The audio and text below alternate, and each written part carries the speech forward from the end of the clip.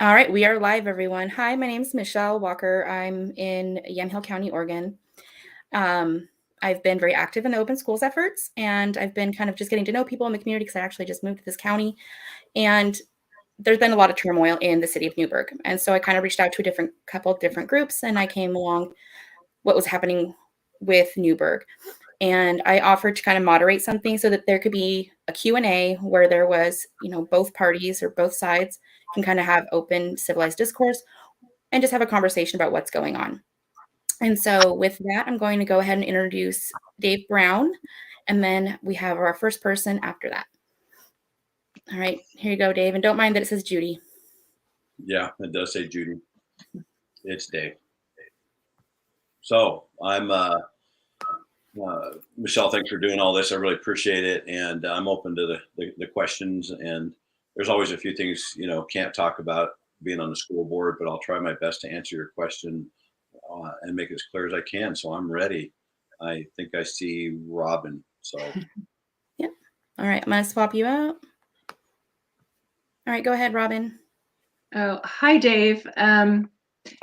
Over this last year, I have lost trust with a lot of the school staff due to the political side they chose to take.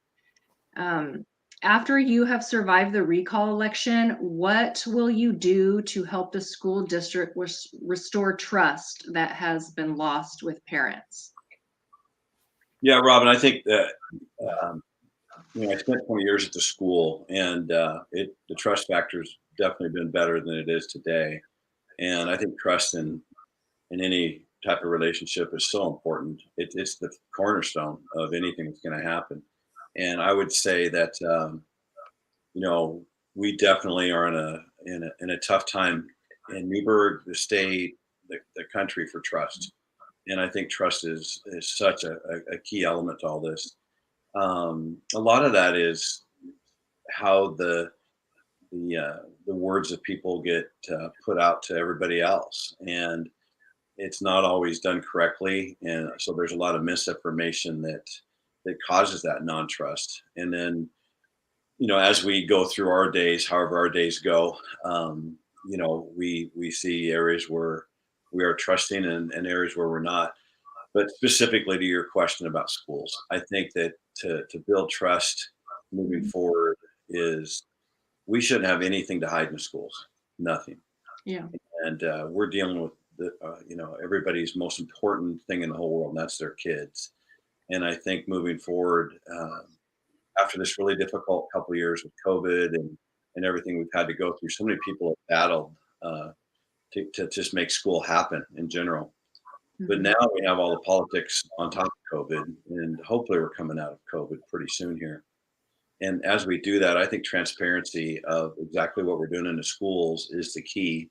So everybody can see exactly where we're at, what we're teaching in the classroom. And, we have the issues with flags and banners and posters and things. Nothing ever changed for the kids. The kids can, they pretty much have a green light. This is more the staff and in the schools.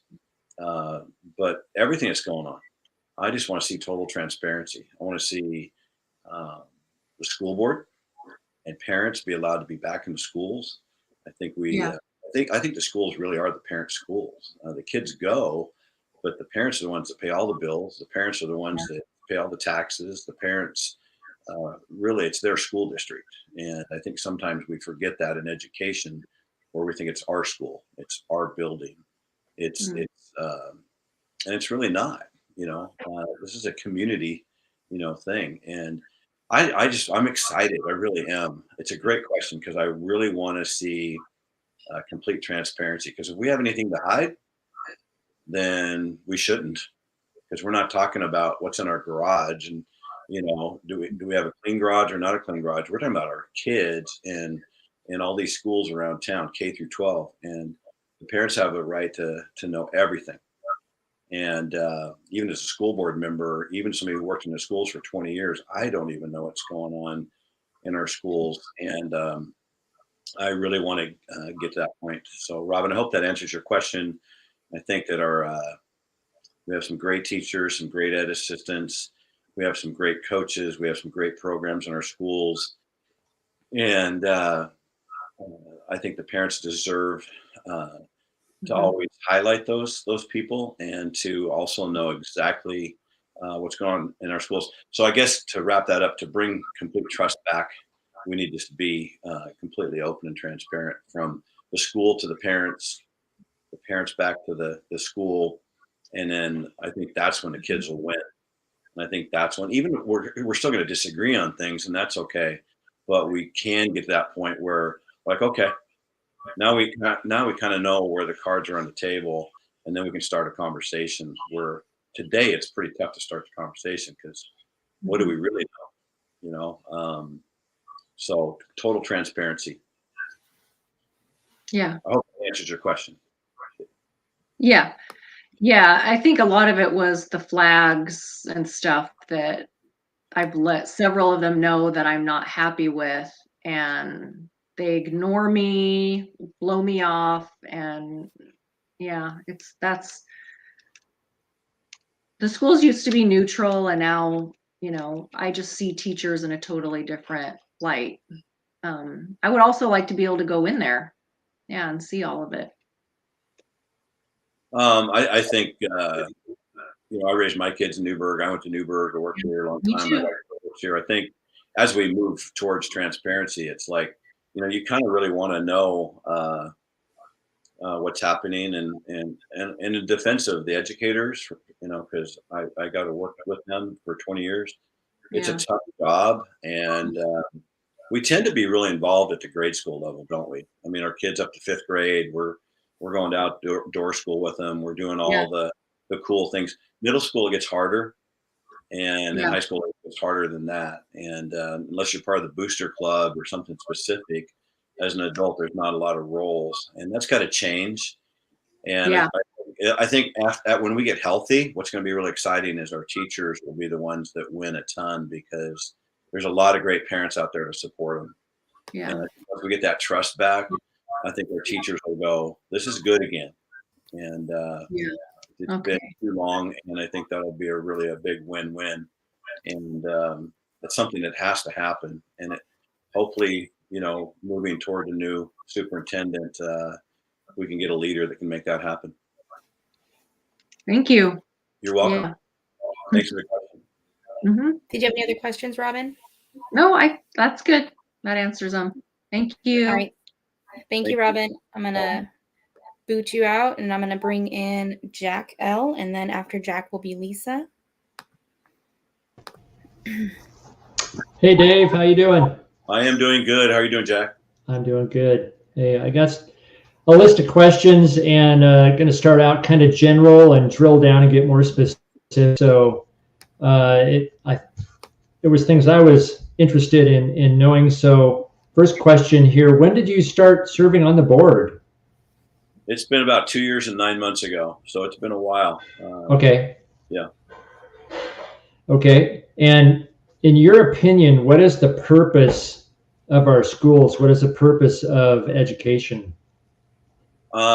For me, for my kids, I'll just go back to being a parent first. I think the purpose is to give our kids every opportunity to have a great start in life, to learn all the things they're going to need that we know now as we get older. When they get out in the real world, and they've got to make decisions on their own and take care of their own homes and their own families. And we need to give them everything we can, whether they get here in kindergarten or 12th grade. We need to do as best we can in Newberg to provide every skill out there. It's kind of a funny question about Jack. I was going to tell you one thing. I just talked to somebody about this yesterday, and we were talking about teaching kids basic skills like how to go get a credit card or a loan, how to do your DMV paperwork, how to go get insurance on a car, just real basic things.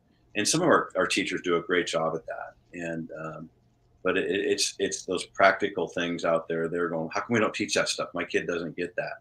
And those would be fun things to work on in the school board. I would really enjoy that. It would be fun because we have some teachers that could really do a great job with that.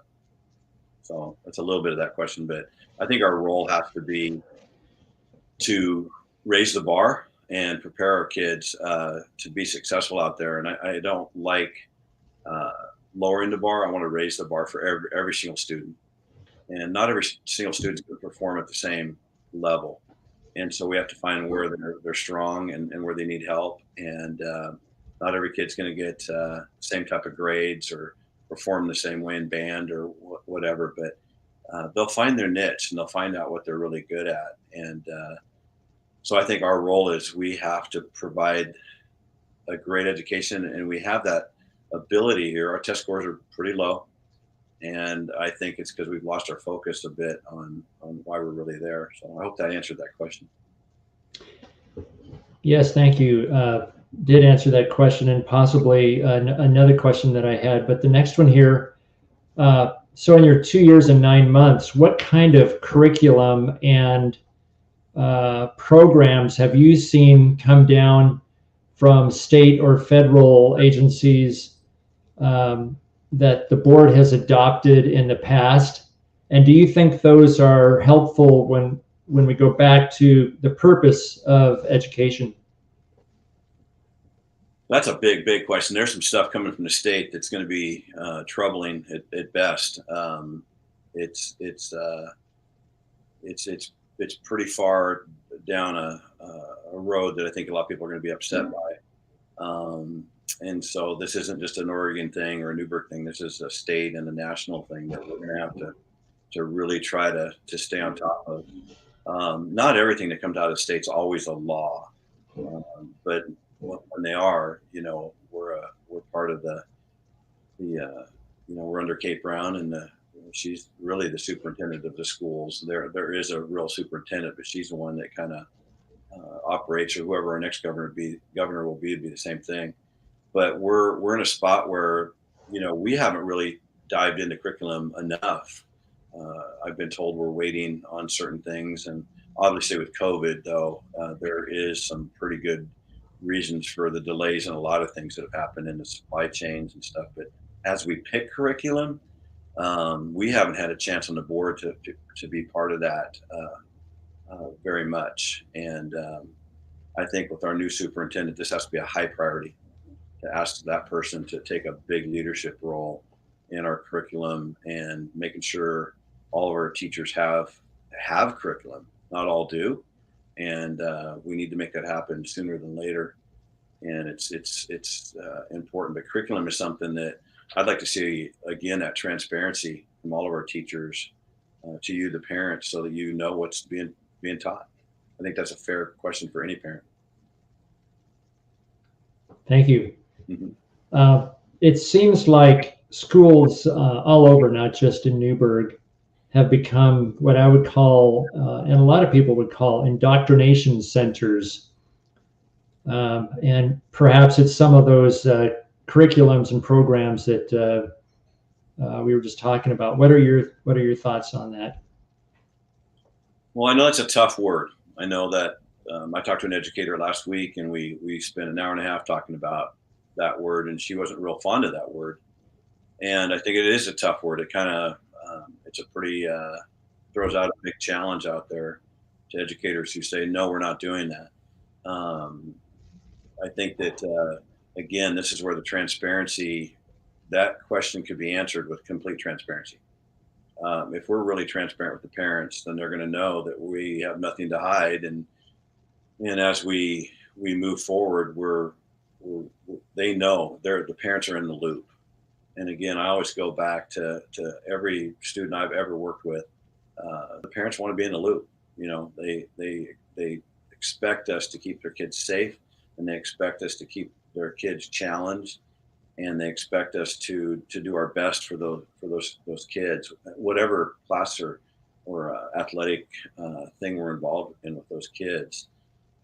But it's going to be tough. For some, that is a bad word. For others, it's what's happening. And I think as we move forward in Newberg, it's definitely a question that has to be put on the table, whether you like that question or not. People are asking it. And the people that don't like that question, let's clear it up.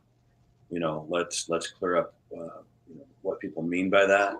and let's get that on top of the table instead of throwing it all around Newberg and Dundee and fighting over it. But it's happening. I have friends and talk to people, and many other school boards and towns around the state, and they're dealing with the same thing. And it's a question that has to be answered, Jack. It has to be answered, and we can't duck and hide from that one anymore. Well, it seems like there may be a connection between some of these curriculums and policies and or programs that some would call indoctrination, and a drop in standardized test scores. Do you think there's a connection there? And you talked about getting back to basics. Do you want to address that anymore, or you feel like that's more to say on that? The test scores bother me too. I think again, it's where have we got the bar set from K through 12? And I think we have some really excellent teachers in our district, and getting to that point where we feel like we're really challenging all of our kids in a big way, and to get that point where we get our test scores up. I mean, roll up our sleeves, hard work. We have to expect more. The kids are the ones taking the test, so we have to get them prepared for those tests if we want to get our scores up. And so it's one of those things. In defensive schools right now, though, I would say COVID has caused extreme stress on administrators and educators in our schools. If you haven't worked in a school, it's hard to understand that. I've seen it. I wasn't, I retired just before COVID, and but other things would come up, budget crises and things like that would come in. It would take the focus off education, and our performance would drop. And I think that's where we're at now. And then when you throw COVID in, and you throw in vaccines, you throw in the pressure that people are on across the country with politics, it's easy to see, why the adults have lost their focus. And if we lose our focus, the kids are going to lose their focus too. And for a lot of those kids being on a computer, we knew 10 years ago that screenology was an issue for kids. Being on computers too much, being on their phones too much. This is factual data. It's out there. And we allowed that to happen. And then we go into a pandemic, and we further enhance that by giving kids Chromebooks and putting them on the computer, isolating them in their homes on the screen more and more and more. And maybe it was the only option we had, but maybe we could have done other things to be different than that. And so our test scores can go up, and it's gonna, we're a spot in Newberg where, we can complain about a lot of things, but again, I think the adults have to stop looking at what they want and start working together to make those test scores go up. Sounds good. Your question. I know that's kind of a big one. No, that was good. Have you heard of any stories of parents that have pulled their kids out of Newberg schools? If so, can you share some of those, or and maybe are there reasons why they've pulled them out? What have you heard? Well, I've lived there a long time, and so I've heard lots of stories, and I've followed up with a lot of phone calls, and we have lost lots of families, and we've lost lots of kids. Sometimes that's due to they go to online school, but we've had a lot of parents upset with Newberg schools. And again, I think if we're still here, if we're on the school board, if we're a teacher or we're an administrator, we just have to look in the mirror and go, okay, why? It's a tough one. We don't always get easy questions in this world, this life. This is a tough one, and I think we all have to look in the mirror at Newberg schools, from our next superintendent, right through the school board, right down to every single staff person, and go, why are we losing people? And we have to answer it in a truthful way. And sometimes people move. Sometimes people move because of they're moving out of state because they don't like Oregon, or maybe they're moving because a job, or maybe they're moving because they don't really appreciate how their child's been treated in our schools. And I've heard that a lot, and that's sad. I'm a product of Newberg schools. My kids worked there, so I want to see our schools succeed. And we have to keep asking these questions. We have to get great data on why people have left, and we have to take it, look in the mirror, and go, let's stop that trend. Sounds good. Hey, after, let me rephrase that. So recently, you know, the recall started. What kind of pressure have you personally experienced since you became the chairman of the board? I'm laughing because, boy, it's been a lot. Holy smokes. Pressure from other people on the school board to district office to not all, but some in the teachers union, to some parents out there. Some people probably call in tonight. Um, it's funny you'd ask that question tonight because I was at Fred Meyer, and I was asked. I had a person come up to me that was a school board member in Yamhill Carlton for 6 years, and I hadn't seen him for years. It was great to see him, and he said, "Hang in there, be tough, Dave. I'm thinking about you. I'm praying for you." And I haven't seen him in like 15 years. So he said the hardest 6 years he ever spent doing anything in his life, and he's close to my age, was being on the school board and having people he didn't know yell at him and call him names. And he said, I'm there volunteering, trying to help out. And I just got, lit up like a Christmas tree by people who didn't even know me. And I raised my kids there. And, it was kind of encouraging, but I felt bad too at the same time. It was nice to have somebody encourage me, but it was sad to know that quite a while back, he went through the same type of thing. It's been hard. I'm not gonna try to sugarcoat this one at all. If you're out there listening, and I've had my house threatened, myself has been threatened, my wife, my kids, my friends. It's been pretty rough, Jack. I wouldn't wish it on anybody. I think the thing that makes me the saddest is some of these people I know, and I'm great with disagreeing with people, but I'm not okay with people hating. I'm not okay with people just rushing to words that are mean. I'm not okay with people getting on Facebook and just shredding people. I think it's wrong. I really do. I know this sounds like a really Pollyanna thing to say, but we went to Gladys Knight and the Oregon Symphony on New Year's, and she said in the middle of her concert, she goes, "We could solve all of our problems in 1 minute." And we're at the Arlene Schnitzer Concert Hall, and she said, "Just turn to the person next to you, and in 1 minute, just hug them and tell them, you love them or they're okay." And we could lay our swords down, and we could be a healed country in 1 minute. And as dumb as that sounds, I think she's a pretty profound lady. She can still sing really good at 77 too, but she is right. If we would just stop hating and fighting, and just because you disagree with somebody doesn't mean you have to not like them. And I'm seeing it in families. I've heard stories from siblings, coworkers. It's sad.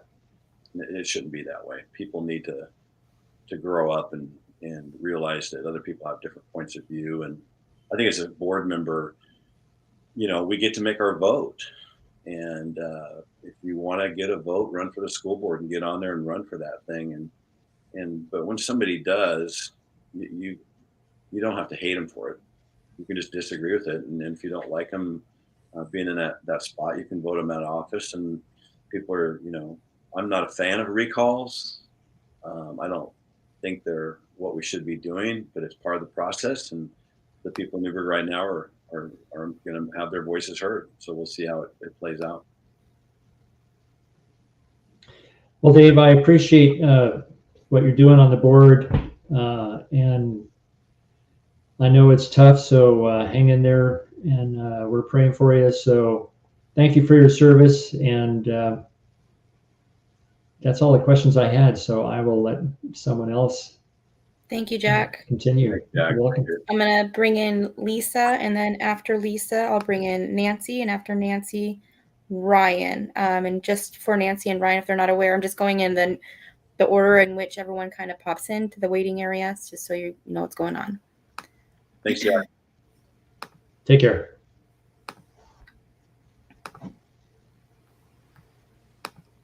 Hello. Hi, Lisa. Hi there. Hi, my name's Lisa.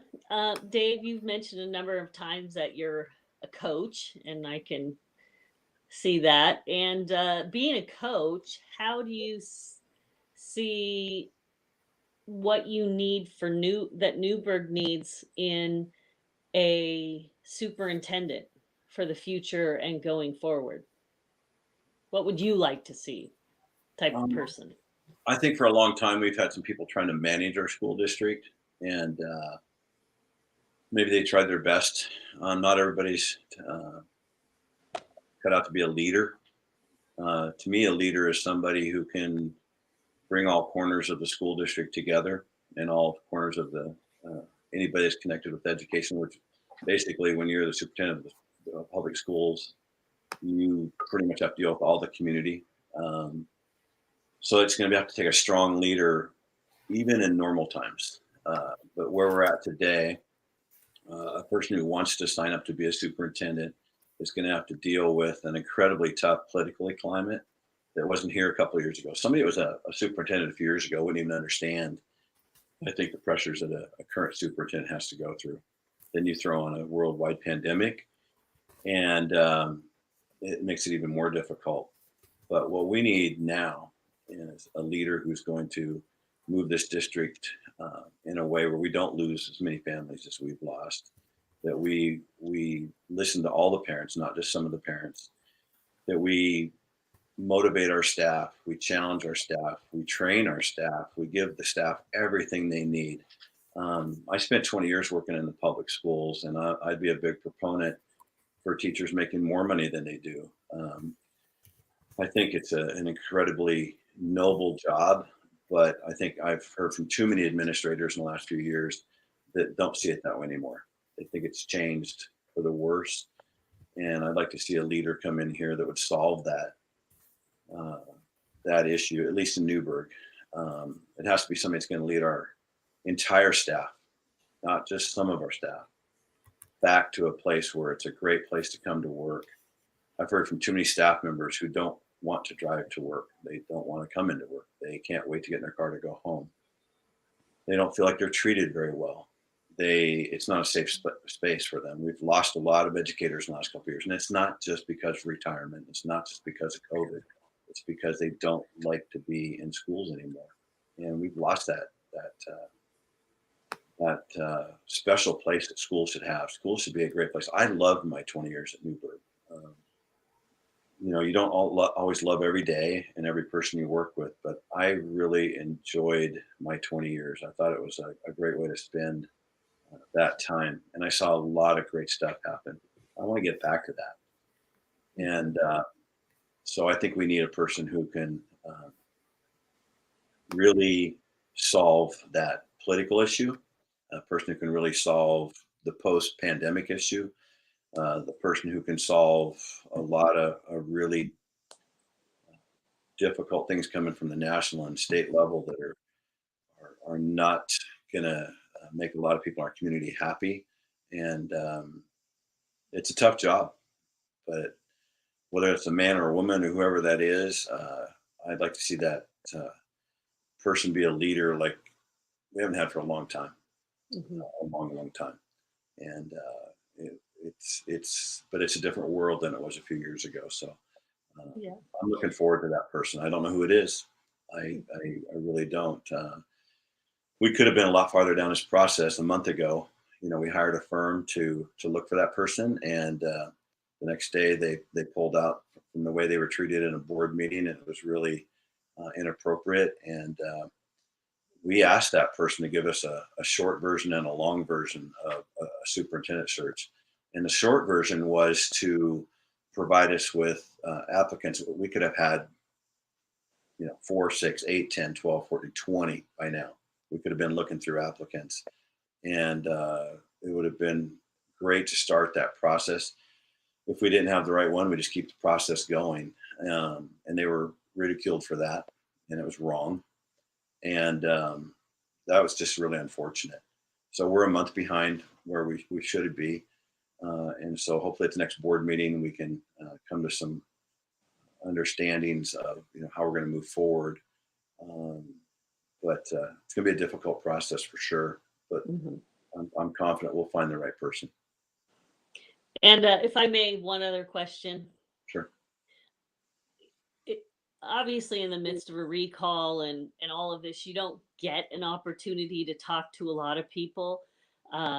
People draw conclusions, or they hear something from someone else. Someone said this about Dave Brown, and what do you want people to know about you, Dave Brown, about you as a school board member, about who you are, about what would you say to someone who doesn't know you, who thinks maybe they have a predetermined idea? What do you what do you want them to know?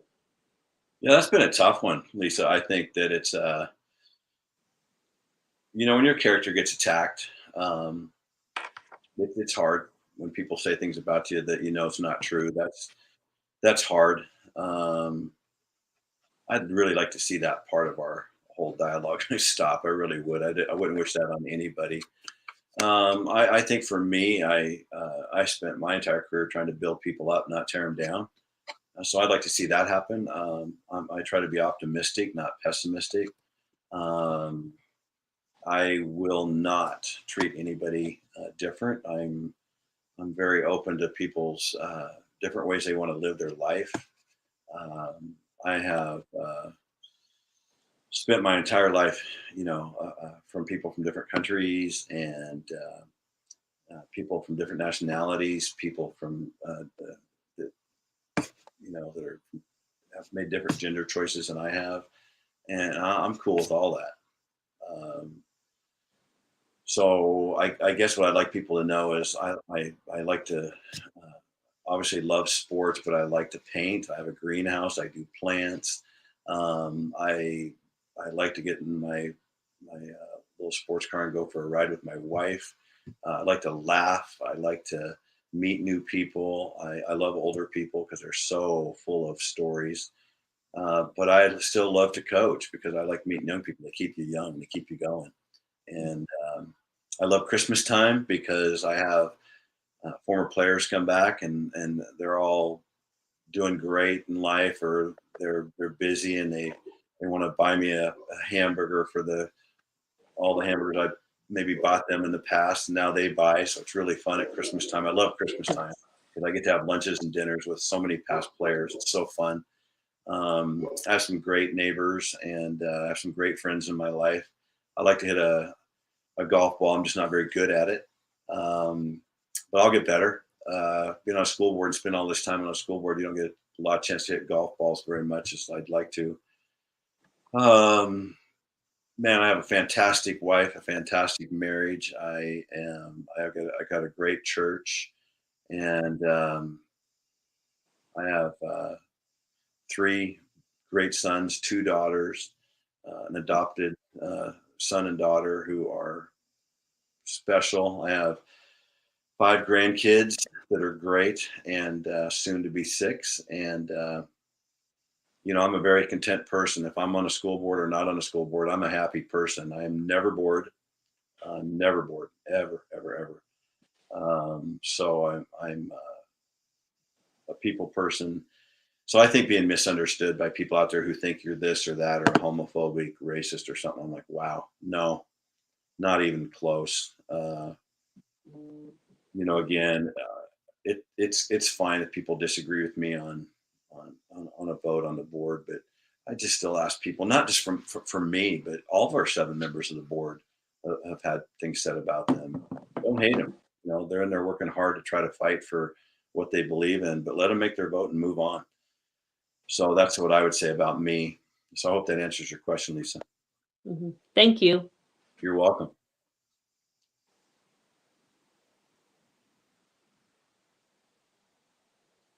Lisa, any other questions? No, I think I'm good. I appreciate it. Appreciate the time. Thanks for calling in. Thank you, Lisa. All right, Dave, there's a question from a viewer. I'm going to interject really quick and pop it in. And please only answer to the ability that you're able to within, the scope that you're allowed. Sure. I'm going to pop it in the screen here. Oops, sorry. There we go. It says, how did Mr. Morlock not epitomize these exact leadership qualities you just espoused. I think this is in terms of what you were looking for in the next superintendent. And again, only answer to what you're allowed to. Sure. It's a great question. I can't answer to many of those things on there. So it'll probably be a frustrating answer for you. I think we have to, I want a leader that's going to lead all of our schools. I don't think all of our schools were, felt like they were represented as well as they could be, or supported, maybe be a better word. I want to see a leader that can make sure we stay on track for every family, not just some families. I want to see a leader that is making it a priority for our entire staff to feel safe, not just some staff. The culture for me is going to be maybe the biggest challenge for this next superintendent. I feel like our intern superintendent, by the way, for this person that's asking that question is Dr. Dave Novotny from Willamette ASD. I think at our last board meeting, he showed his solid character by the way he answered that very question, what he's going to do. And so we'll be looking for somebody like that that's very, very good at making sure our entire staff and all the parents, again, I guess the way that I'm answering that question is it has to be every single family in Newberg Dundee. It just can't be part of our thing. And so that'd be my biggest difference there. I hope that answers your question. I know it's a big question that could take an hour to talk about, but that's how I'd answer it right now. Okay. Thank you. I mean, it's going to have to, we will, what's loud is loud. I'm going to let, for the user that just, for the Tanya Tompkins, I'm going to go ahead and bring Nancy in, and then we'll address your secondary question, if that's okay.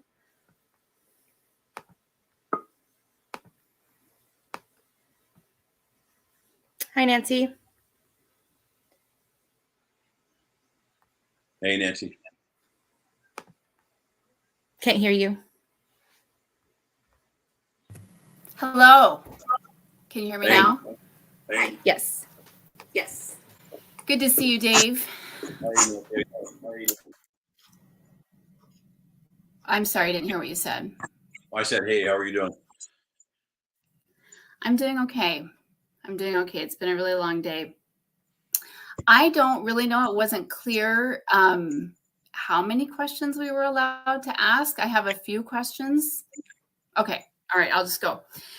My first question, Dave, I know you've obviously been in Newberg for a long time, and my husband and I have been here for 22 years, and I'm curious, since this is the greatest night I have ever seen in our community here in Newberg, not just a division among school boundary lines, even city and rural lines, but it's the biggest divide that I've seen in our community, and it's devastating. So tell me what you believe would be the best steps for the school board to help bring our community back together, including our schools and specifically our school board.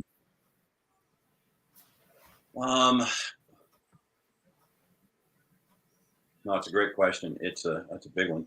I think Nancy, right now we've had so little time to actually talk about that question. We did talk about it a little bit the other night with Dr. Novotny, and I think he's got some ideas there, how we'll work on it as a school board. A lot of the stuff started a couple of years ago. And so I think moving forward, what he challenged us with the other day, I think was pretty profound, is trying to bring civility back, from the school board, and, with each other.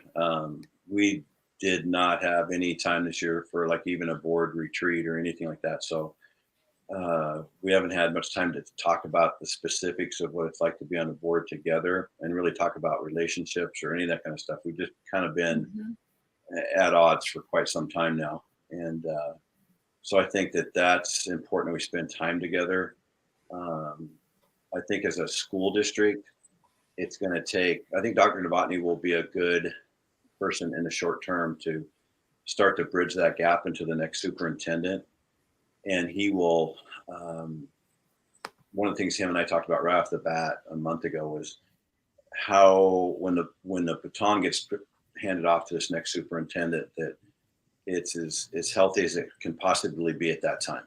And so that person has information, they have all the tools we can possibly give them at that time to hit the ground running and move forward. So I know that's a long question. I know it's a pretty short answer, so I hope that is close. Could you get a little more specific on what you as the school board chair are planning to do, regardless of what Dr. Novotny plans, what you specifically intend to do to help draw at least the school board members together? Yeah, we've had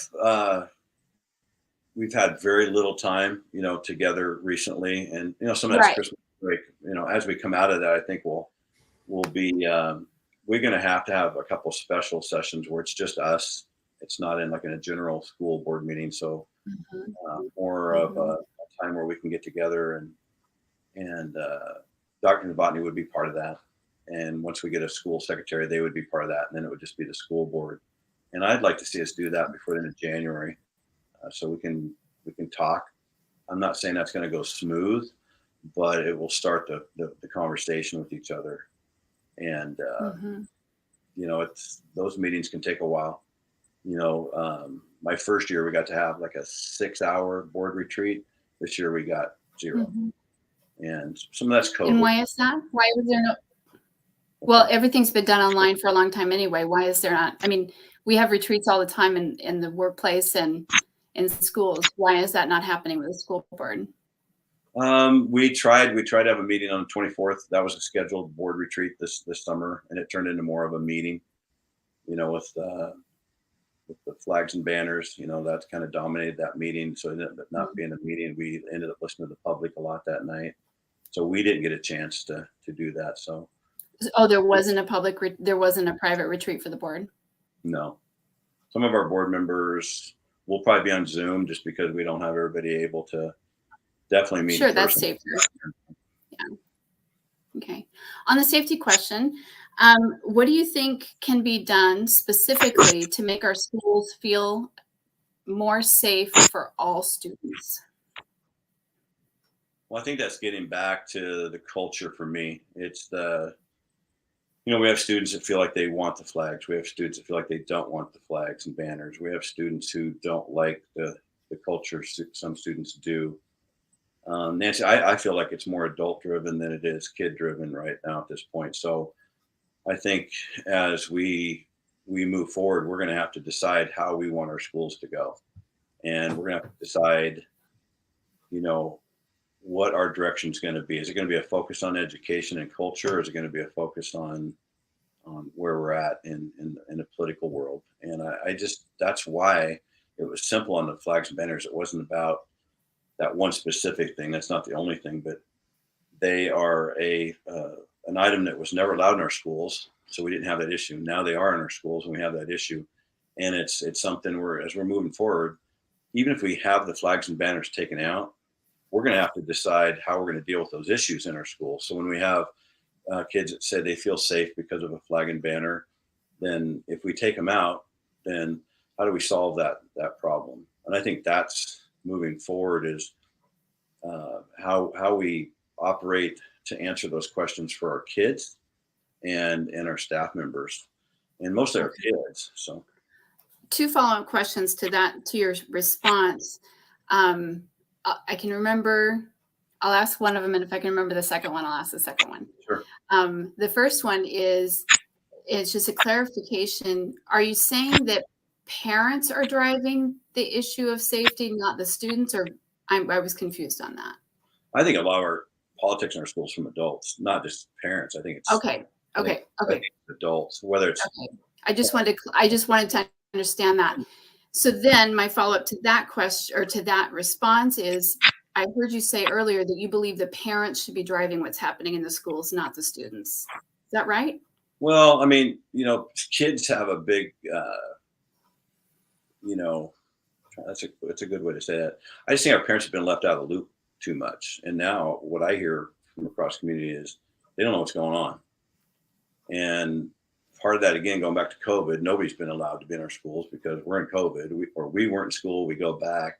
And so as we move post-COVID here, being that transparency, letting all of our parents back into the schools to see what's going on, to be more part of the process. Maybe one of the benefits coming out of this whole COVID thing will be get more parents involved, you know, and they may not always disagree on it, but they might come back to finding out, you know, Okay. they can be So- involved in our schools too.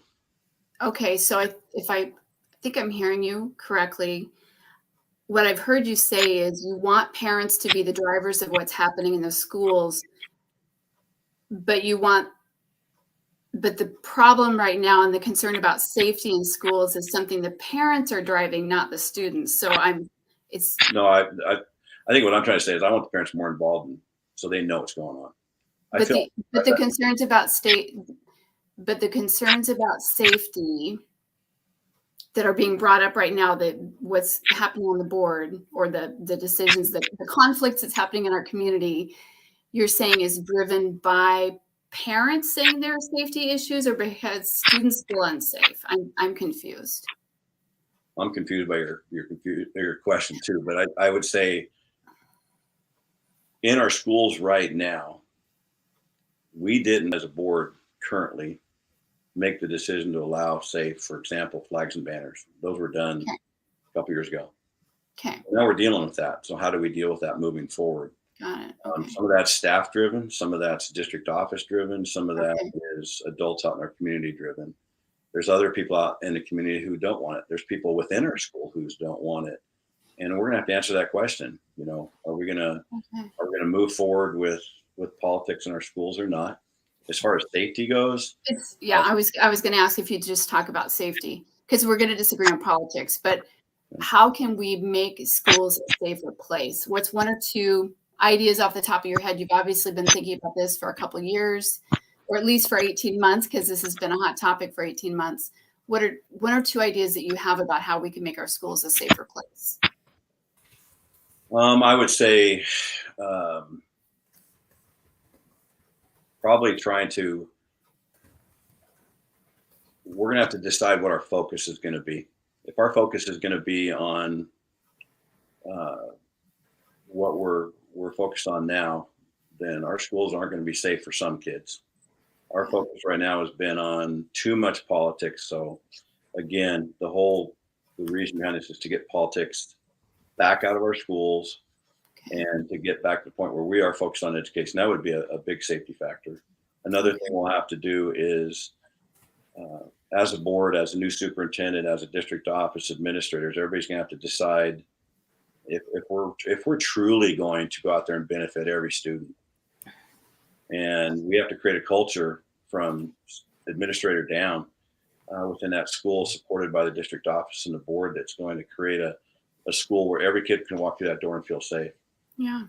So, I mean, it's a big one because there's a lot of kids who, again, if we're talking just about straight up safety, there is, I've talked to kids who really feel like they need the flags and banners, and I've talked to kids who don't want it at all. Yeah. And so I think, Nancy, for me, it's different than it was a few years ago when our kids were going through. It's a difficult time. And for me personally, I have a heart for every kid. And so it's gonna be harder. I don't know if that means more staff members.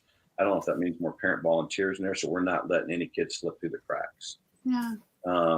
Because every student that I've ever seen come through middle school and high school, it's a tough time in life. You know, they're trying to navigate the best they can. And we do have kids that have issues and tough things going on. And, You bet. you know, we have to definitely have a heart for all those kids. And I really do. I know you do. I know I do. You probably look at it a little bit different on the political, landscape, but I think that once we get that culture back, I would like to see every child, Nancy, go home at the end of the day. And when their parents said, how did school go today? And I'd like every kid to go, I got from the bus driver to every teacher and ed assistant, they got through the day, every coach, counselor throughout the day, that our culture would be so strong that they feel safe, that they feel good, and that we're working really hard at that as a school district. Yeah. And I'm not trying to say this to be funny. I'm saying if that means the school board has to come down and help greet kids at the door, because I know I greeted 300 or 400 kids at the door every day when I was at the school for the last number of years. And it was one of my favorite things to do because you could get to know kids a little bit, even if you never coached them or worked with them during the day. You got Sure. to know them a little bit. And to me, that was a little bit of the culture that I could do personally every day. And I enjoyed that time. And even if the school board has to come down because we don't have enough people in the school to do it, then that's what we should do. And then get volunteers like yourself in the community to come in and make sure our kids go home and they can tell their parents that they had a great day. I would like a day when all of our students can go home to a parent that actually asked the question, but I digress. I have a couple more questions if you don't mind, and thank you for your answers. Yep. What do you see as the role of our school board in addressing the increased need for mental health care and support in our public schools? I think that's a great question. I think that the adults are going to have to adjust to today's mental health. Coming through a pandemic, it's different than it was a few years ago. I think somebody that had been in counseling a few years ago, it's not the same gig. I think that kids are going through tremendous stuff. I said earlier to another person who called in that we knew 10 years ago, somewhere in that realm of screenology, for example, was a real factor. It was a real thing that was happening to our kids. Too much time on their phone, too much time on a computer. And yeah, I heard you talk about that. And I think but now, boots on the ground today is different than it was a few years ago. Our kids are just going through, 3 or 4 years ago, those kids did not go through a pandemic. They didn't have seasons ripped out from under them. Parents today are worried that the wrestling team or the basketball team or the swim team is going to get pulled out from under them because of the pandemic. They deal with that pressure all the time. I know for my team over at Canby, the first year we had 9 days, season was canceled. Kids were devastated. 14 seniors never got to spend the spring together. That was just for a sport. So kids are dealing with some tough stuff. I think it's something where we're probably gonna have to really come together as a community, and we're gonna need people like you that are trained to come in and help. And maybe it's a volunteer for an hour a month, something to help our kids out, because there's a lot of it. It's just a different time. They're going through tough times, and we have a lot of staff members that are really they're struggling. Mm-hmm. And they've been struggling for a long time. So it's not just because a board came in and, went through a flag and banner thing. It's been going on for quite a while. And as somebody who's worked in the schools, I talked to Dr. Novotny about this, and he kind of chuckled because I said, as a school comes into Christmas break, they limp into Christmas break because they're exhausted. And that's during normal times and a good time. Right. The educators, the cooks, everybody, they just need to get away.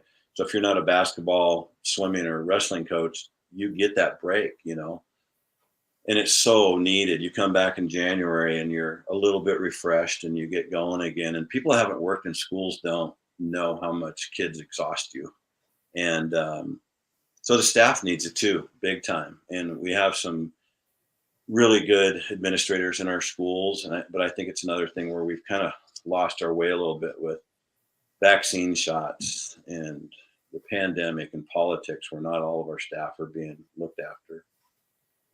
What would you say? Oh, I'm sorry. I didn't mean to cut you off. I'm sorry. It's important to me because I think I love your question. It's just so many people need to be validated and hugged and taken care of and talk through what they're going through.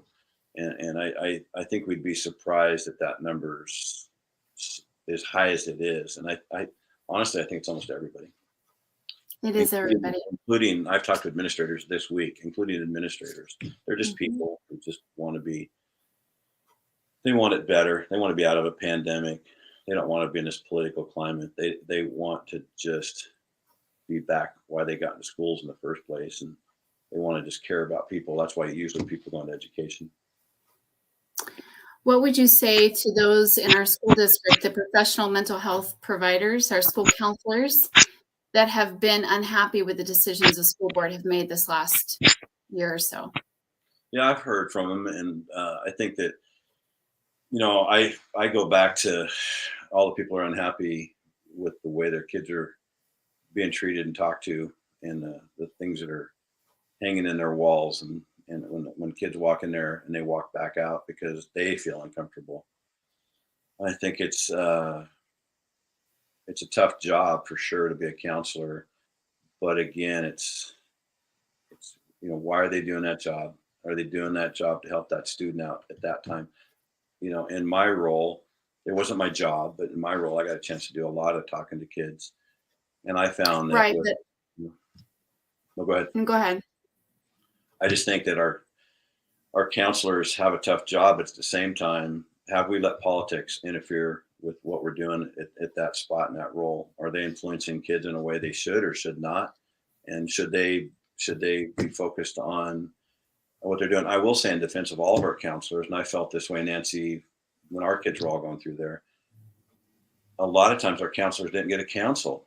They were so busy doing scheduling that they were scheduling. They weren't even getting a chance to help, students through a crisis or even a tough day. And I would like to see counselors have their roles refined to counseling for sure.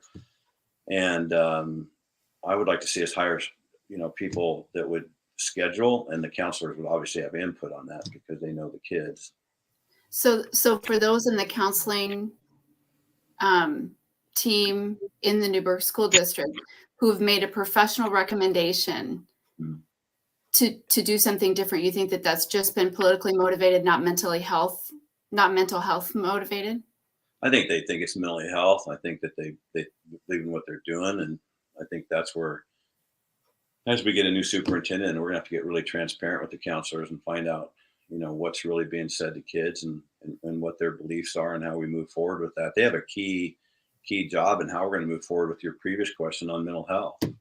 And do I agree with all their? But if they're not allowed to use their expertise, that's my concern. I'm going to stop because I'm not sure that you're going to be able to answer my question there. I have one final question. Other than the Bible, which I know that you're a reader of the Bible, other than that book, what is the most recent book you've read on conflict resolution or race relations? Oh, man.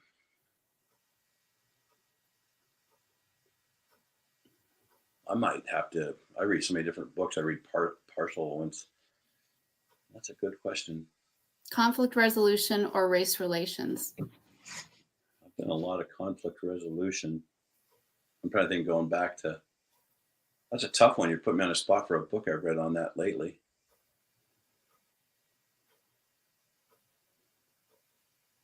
Huh. I don't know. I can't tell you right off the top of my head which one I've read on that one. Okay. I try to read lots of different things. So, but no, it's a good question. I will try to get you an answer on that one. That'd be great. And if you ever want to borrow any, I have some. Okay. 4 houses down from you. Thanks, Dave. Bye, Nancy. Thank you, Nancy. Thank you. Ryan, I'm going to bring you in next.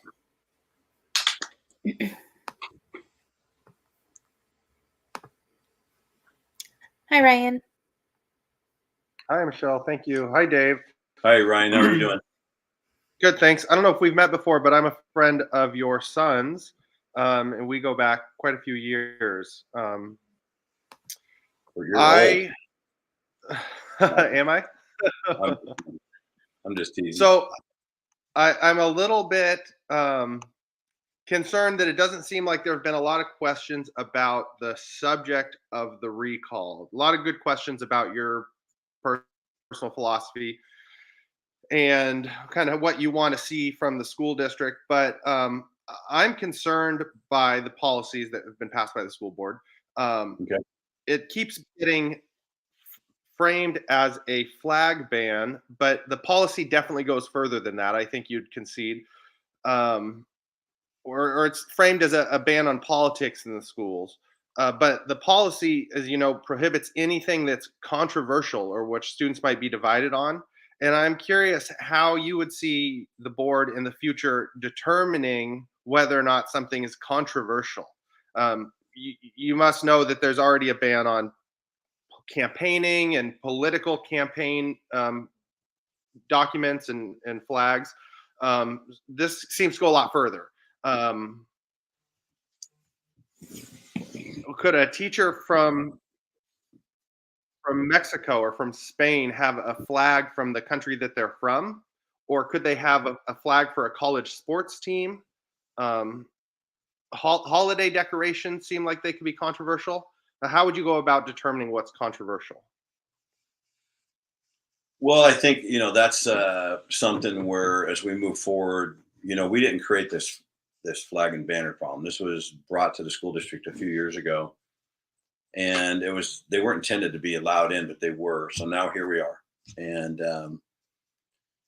the original thing was we were talking about the pride flag and the Black Lives Matter flag. That was kind of the focal point of this. As the loophole in the policy came about, we're talking about the which flags can be flown in and which can't. People go down certain things that could be controversial or not.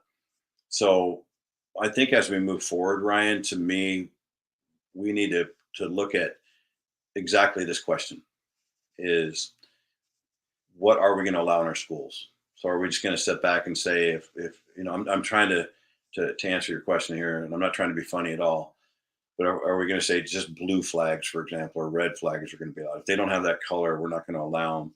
And I think that, when you talk about different flags in our schools, like if a teacher has a flag for Spain and they want to put that in there because they're teaching history and they're working on Spain, obviously there's no issue there. They're working on a history class or a certain class on Spain. But when we get into, straight up political things, which Pride and Black Lives Matter are to many people, maybe not some, then, why are they there? And when we have half our community or that want them and half don't, then we've got something we got to talk about, as a school district moving forward. Which ones are we going to allow? And part of our motivation too on that was, if we're going to stay with these flags and they stay in our schools, then we're going to have to sit back and ask you and every other person calling tonight, what other kind of flags are we going to keep putting in?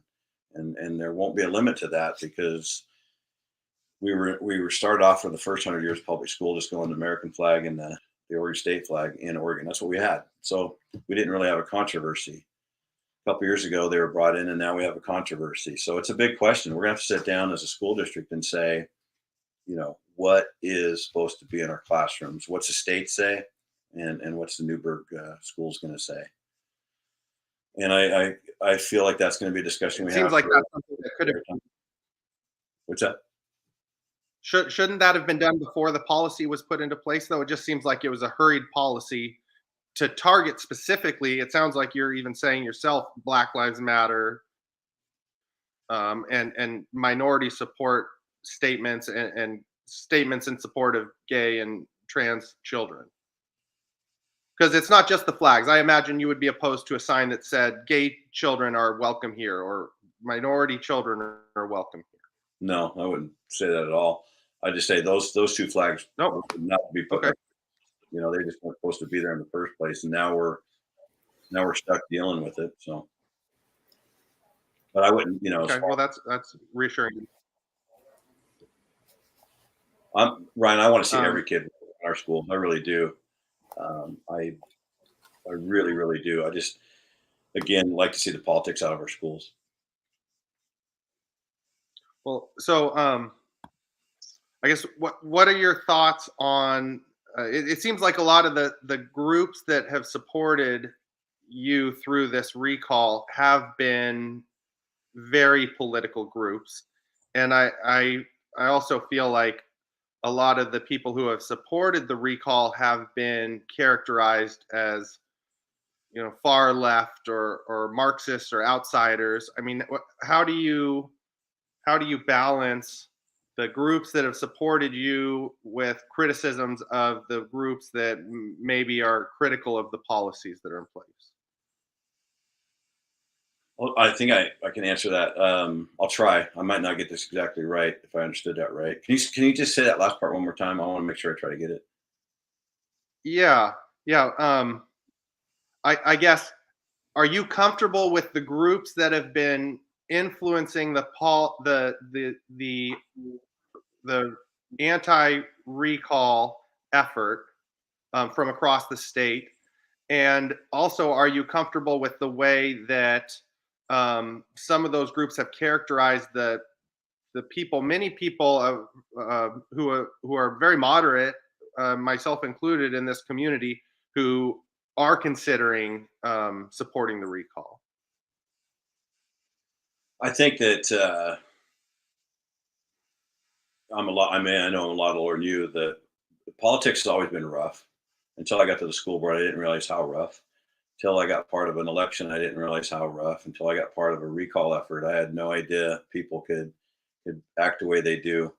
Do I agree with everything that's happened out there, every which way? No.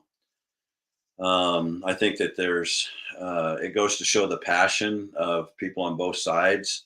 I know how I've been treated by a lot of people, and they've been big proponents and agree with my stance and how I vote and that type of thing. And it's always nice to have somebody support you, Ryan.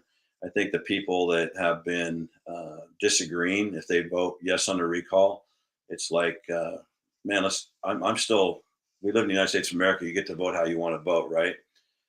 The people that have been really, really rough and over the top and said a lot of bad things and stolen signs, and some of them have been caught and with the police and things and stuff. But there's been a lot of rough things that happened out there. I heard last night from a person, they said, everybody can do better. And I would say that to everybody. I think we all just need to, to work better. But I appreciate all the people who are trying to help me. I mean, I don't want to get recalled, Brian. I did this for a reason, to run for the school board. I don't like recalls. I think we did all of our work during the elections a couple of years ago, and we have another election coming up in, a little over a year. And I would like to see that, how it works, but the recalls are an option, and here we are. I think that people who call names and that are out of line should stop. Like, I don't know you very well, so how could I possibly know who you are? Until we sit down for a couple hours and talk and have a burger or pizza or whatever and really get to know each other, I can't possibly know who you are. But I will tell you, from my standpoint, even if you voted for the recall and you have your good reasons, then I'm not mad at you. I don't hate you. I'm not going to come up and yell at you. I've had all those things done to me and my wife and my friends, and I wish that stuff didn't happen. I really do. I think it's politics gone bad. I'll tell you, a prominent supporter of yours posted just today my home address and my work phone number in an article accusing me of grooming children and abuse because I've critiqued the policy on Facebook. Someone you know well, I think. Okay. You might not know him personally well, but I know that he's someone who you've given shout outs to. Well, I would say, one more question. No, I'd contact that person and tell them that. And, I don't know who it is, but I would say reach out, and I've done that to people that have been pretty rude to me, and I'd say, hey, I don't think that's right, and that's all I can really do. I can't control what they're going to do. What's that? It's Kerry Martell. You know who he is. Yeah, if I do. It's Kerry Martell. I'm going to interject for just a second, have guys. One more question, Michelle. Oh no, that's totally fine. I just want to interject real quick, and then you can go ahead. I just want to remind people that, like, I don't necessarily see stuff online that other people say that I affiliate with or I know, and just want to make sure that people understand that sometimes they don't see that stuff. Just to put that out there. So he may or may not have seen that, and I do apologize that you've been doxxed. That's terrible. But anyways, on you go. I'm not saying that he would have seen it. I'm just asking what he says to that tenor of Okay. I missed that part. I'm sorry. My apologies. I missed that part of that. My last question, Dave. I served on the city council it's been almost 10 years now here in Newberg. Whenever we were making a decision, it was really important to me and the other members of the city council that every member of the public was heard before we made a decision. And I know over the course of this policy debate, that was definitely not true. There were a lot of opportunities a lot of meetings where the comments were cut off And lately, there's just been written submission of comments. What do you say to parents who were just asking for more community input to craft a better policy before the board moved forward on this? Yeah, that's a good question. I'd say probably one of my biggest frustrations, Ryan, being board chair since July, is it's been a pretty tough board to be part of. It's been limited meetings. We've tried. We even had one special night where we let, I think it's 52 people speak. And it's such a big issue that a lot of people have wanted to speak, and we haven't been able to get everybody involved. The last couple meetings that we've had, Lisa Friday, our attorney from ESD, speak, is because of technical type things going on with not having a board secretary and being able to link up people as they call in on a Zoom, kind of like right now. And we'll get back to that part where we have more. As far as the lack of talk about that ban, going back to July, moving forward, when we have many people came at us on the board saying, what's going on here? It was pretty simple to come forward. We thought that by just saying, okay, let's get the politics back out. And then the previous person called in, Nancy, was talking about what are we going to do moving forward on this? And we definitely have to have those conversations, how we're going to deal with our students of gender issues or racial issues.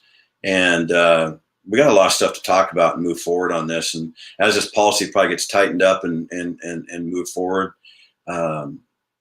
we will have those talks. I will say one thing, and it is a logistic thing, and we can talk outside of this, and love to hear how you did it before, but we have had a lot of people call in and they don't agree with it, or they do agree with it.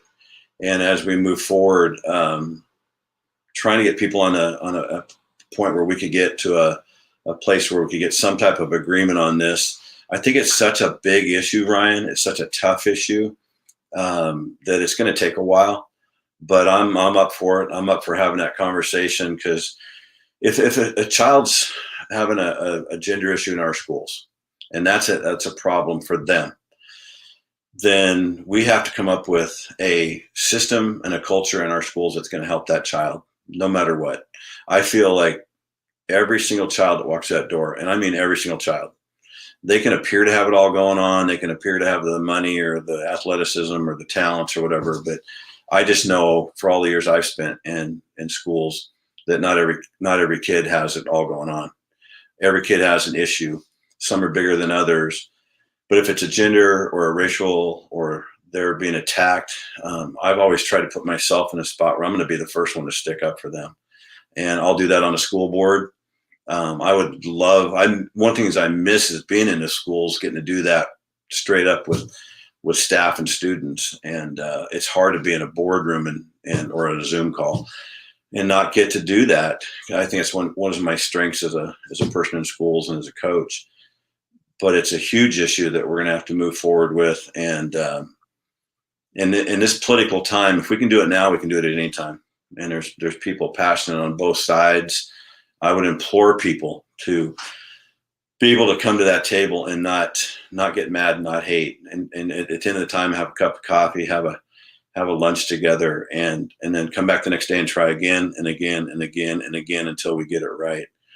Because I want every student to go home and tell their parents I had a great day at Newberg schools. As a board member, as a person I worked there, that's always been my goal. To see so many people mad at each other. Obviously, what happened to you, things that have happened to me. I think I'd be naive to think that it can stop right away, but it needs to stop, and it needs to get healthier. And we got to realize we're not doing this, at adults. We have a job here. We don't make Nike tennis shoes and mill paper like the mill used to. Our job is kids, and our job is to help these kids the best way we can. And so I hope we can agree on that. I really do. It's going to take a lot of conversations, though. This is going to be a lot of hard work, but it's something that we're moving forward. It's not the same as it was a couple of years ago in our schools. It's just not. It's not even close. So people are going to have to adapt, and they're going to have to adapt to how other people are thinking. Well, I do hope that you know, if 2 weeks come and go and you're still the board chair, that you I'm hopeful that you'd be willing to work on how teachers can be supportive of all those students, including gay and minority students. And it's hopeful that you don't see any statements in support of gay and minority students as controversial. So thank you for that. I look forward to working with you in the future if we get there. Ryan, I have a question for you. Can I ask you a question? I've enjoyed our Please. talk. You're really clear. You're easy to understand. If I'm still the board chair in a couple of weeks, I'd love to be able to reach out to you and get lunch and get more of your perspective on stuff. So it'd be fun to work with you. Of course. Yeah. Mm-hmm. Okay. Thanks, Ryan. Did you have any other questions, Ryan? No, that's fine. Thank you. Okay. Jeff, I'm going to be bringing you in next. Bye, Ryan. Oops. 1 second, guys. I'm having an issue with my mouse here. Hi, Jeff. Your screen's a little funny looking. I don't know if you're there or not. I am. Can you hear me? Yep. Okay. Hey, thanks for taking the time, Dave. Oh, you bet. So my name is Jeff. I am both a parent and a staff member, and I've got one question from kind of each of those roles. So as a parent, several of my kids are on IEPs. And so my question is around your view of special programs. And the reason why I'm asking the question is because, and I'm going to characterize something, but my goal is not to misrepresent. So my first thing out the gates, if I misrepresent where you're coming from, please let me know that.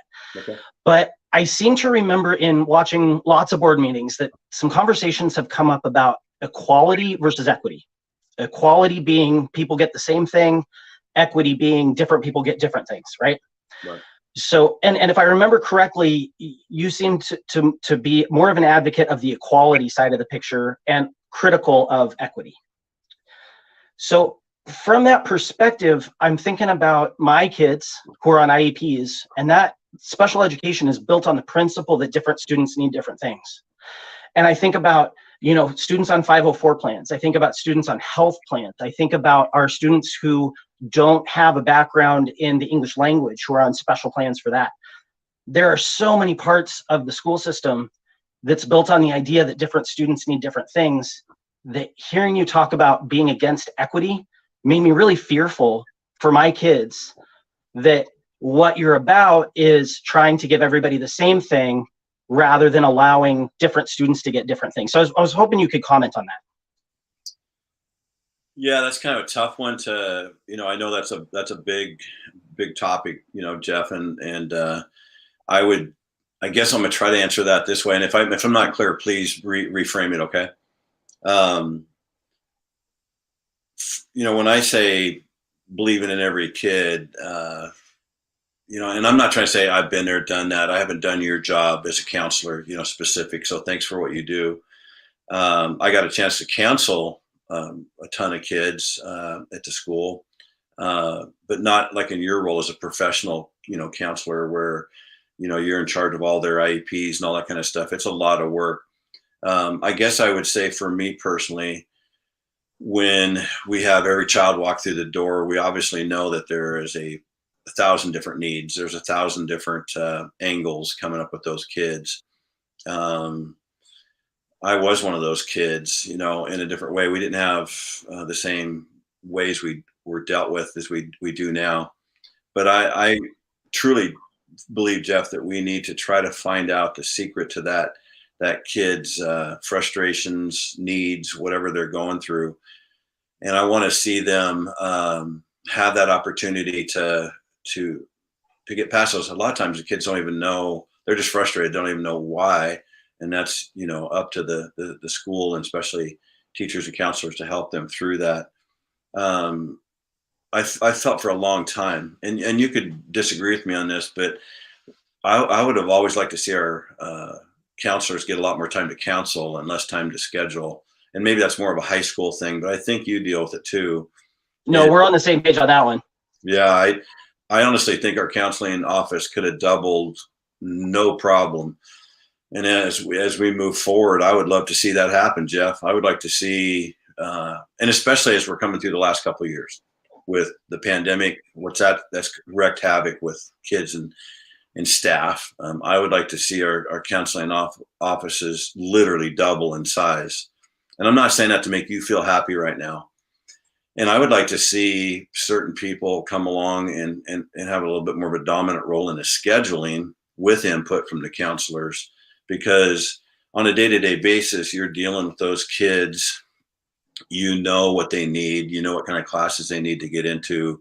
You know who you can get them in front of to help them. Some of our kids' issues are tremendously deep, and I miss that part, helping deal with kids. I brought a lot of kids to our counseling office, and I'd kind of be that first line and talk to them, and then I would get them in there and explain to somebody like you as a counselor. I never got to work with you directly, and just say, this is what I just found out, and then I'm out the door and let the professionals run with it.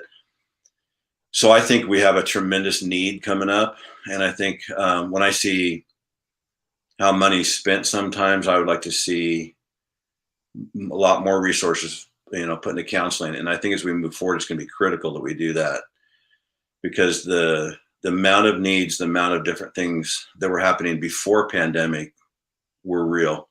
And I think now that they're multiplied over and over. So I don't think I answered your question exactly the way you framed it, but I want you to know I appreciate the counselors. I don't always agree, maybe with all of our, things that are happening, in our schools with stuff. But I know you guys always don't agree, either.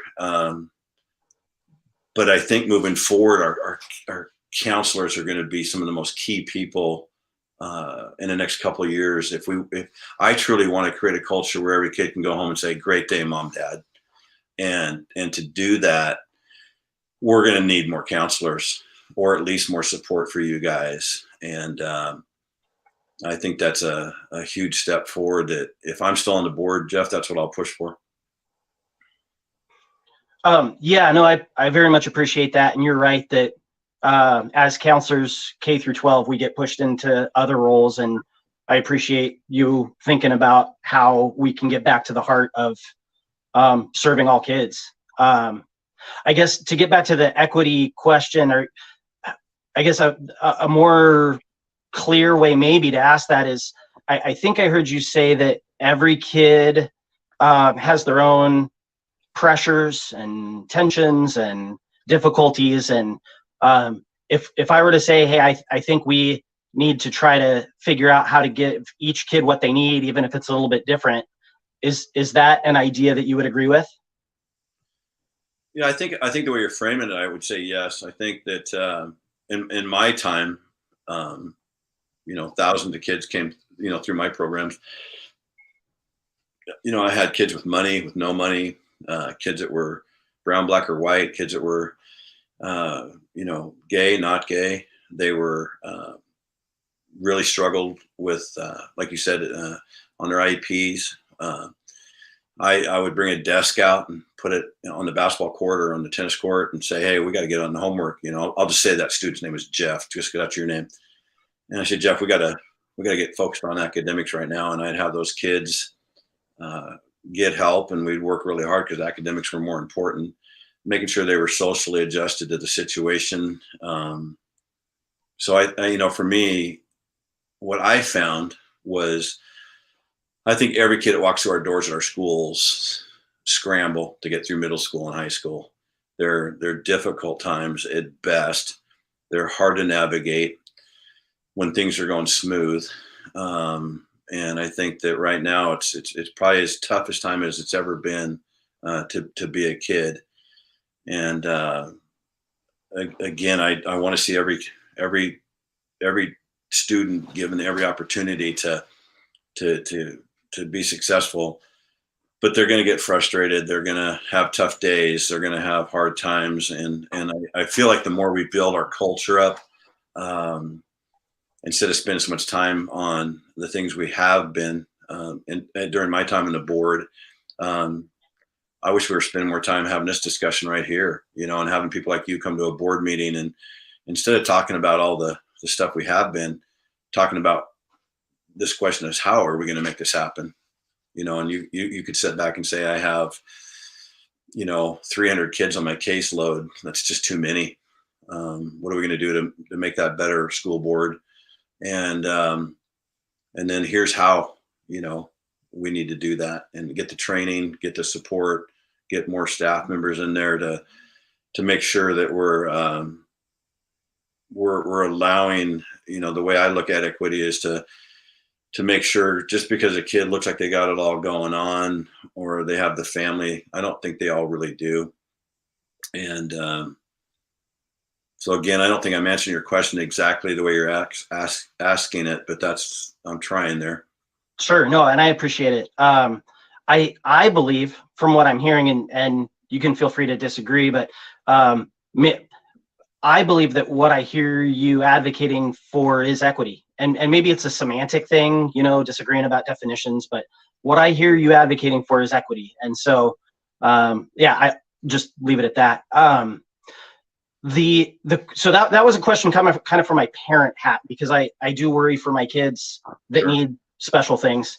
For my staff hat, I was listening closely to your conversation with Nancy, because it got into the mental health professionals in the district having a different opinion. And so I think you covered a lot of that ground. But the one specific follow-up question I wanted to ask on that is, on August 3rd, the board received a letter signed off by pretty much the entire mental health system at Newberg schools. Every single school counselor, every single school psychologist, pleading with you to think twice about the policy. And I fully understand that school counselors aren't the ones making that call. School psychologists aren't the ones who make the vote. I understand that. I guess I hear you talk a lot about sitting down with people and having a burger, having a drink. The fact that you heard from the entire mental health system and then proceeded with a vote, and we never did have a conversation there, it was kind of surprising to me. So I was just wondering if you could comment on that. Yeah, I think that as we got to that point again, we inherited a situation with flags, and I think that I think your conversation is a great one to have. I'd like to see the whole counseling office, or maybe you and another person representing them from all the schools, come in, and these are the things I'd like to do in a school board meeting. We never get this chance, is to have this talk. We probably can't have all 16 talk, but if there was a representation to bring your guys' concerns to the school board, we had that. We walked into this situation, and I think moving forward is what I would like to say to you guys is I do support you a ton. I really do. I know you have a tough job. I'd like to see the politics out, and I'd like to see us moving forward, how we can treat mental health and these things in the best way possible, and at the same time making our community happy with what they want to see in our schools. And a lot of our community don't want to see the politics in. Some do, some don't. So that creates a big issue for us. But if I'm still on the school board, Jeff, I promise you I will work really hard to schedule a special meeting. Sometimes in our regular board meetings, we run out of time. We only have a certain amount of time. We've had a lot of board meetings go till past 11 o'clock at night. They're 4 or 5 hours long, and so it'd probably take a special meeting and to sit down with the counselors moving forward and how we would handle mental health. I think it's and your guys' opinion on this. Things have happened really fast, since July, and I'm not making an excuse. I'm really not. I'm not saying this is an excuse, but we inherited this politics in the schools. It was something that I think needs to be removed, and then that doesn't remove the question, though, that you're asking of what are we going to do now? What are we going to do, school board? What are we going to do, counselors? What are we going to do? And hearing you guys out, we may agree, may disagree, but I think it's important that we hear from the people that do have boots on the ground, which is you and your people. And we really dig deep into this and find out how we move forward. And that would be a better way to do it. I think, again, we inherited this issue. We're trying to deal with it. I don't want to see a ton of flags in our schools that represent a lot of different political affiliations. And hopefully we can move on from that and get back to the work of what I think you and I both want, is every kid to be taken care of. Yeah, we do. And I super appreciate your time. I appreciate your offer to connect and find ways to support kids, especially vulnerable kids. And I'll leave with this, but I do need to voice the disappointment that, again, you had a diverse group, a politically diverse group of mental health professionals saying this move is going to hurt kids. What you're planning to do is bad for kids.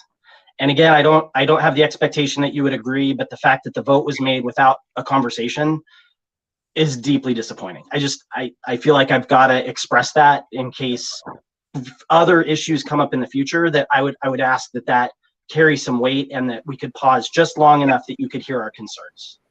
Nope, I appreciate that, Jeff. I really do. We got a lot of tough conversations coming up, and I think tough conversations can turn into maybe, just maybe, moving forward, Jeff. I hope I get to stay in the school board, and I hope that's the way the people in Newberg feel. But if that happens, I look forward to more time spent on I think what's important to you than I am about recalls and all the time it's taken away from schools. And I hope we get to have that conversation. That would be a fun one to have. And it would be productive, and it would be helpful. And again, I hope I get to do that with you. I appreciate that. I do. And I'm up for that if and when that time comes. So thank you very much. And with that, I'll sign off. Thank you. Thank you, Jeff.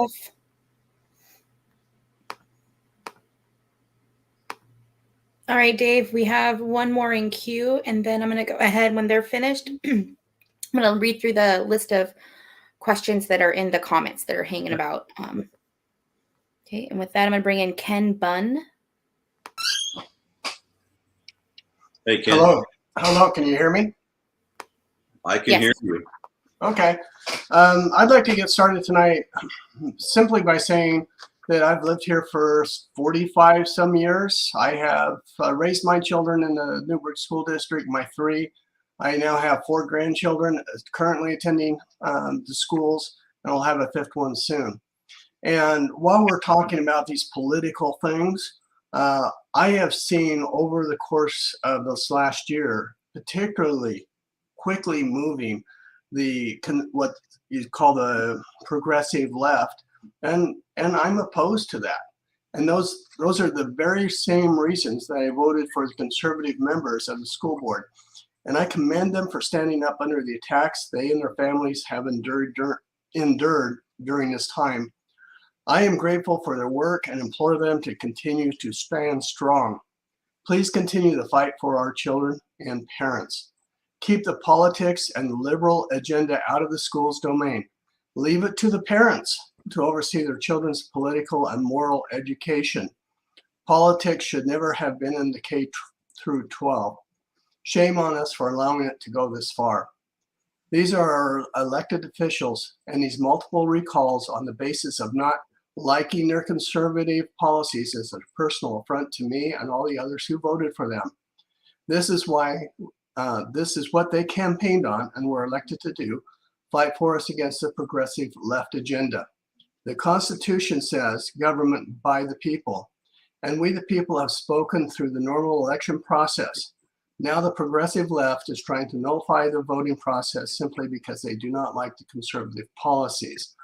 This should not be allowed, nor should the taxpayers foot the bill for these unfounded recalls. They lost the election. Run for school board during the next regular election and let the voters decide who should be making public policy. I can't wait until the next election and say through my vote that enough is enough. I will vote for the school choice with tax dollars following the students. Power belongs to the parents. Educators who have been ignoring the directives of the school board Stop indoctrinating our children with your personal politics and beliefs. Check them at the door and educate our children and grandchildren so they will be prepared to compete in the next generations. Okay, so that's probably pretty clear how I feel about the situation. So I have a couple of questions I'd like maybe to throw Dave's way to kind of address some of the things happening. First of all, can you address whether this recall is justified, or is it just a trumped up recall by the left to push their agenda into the classrooms?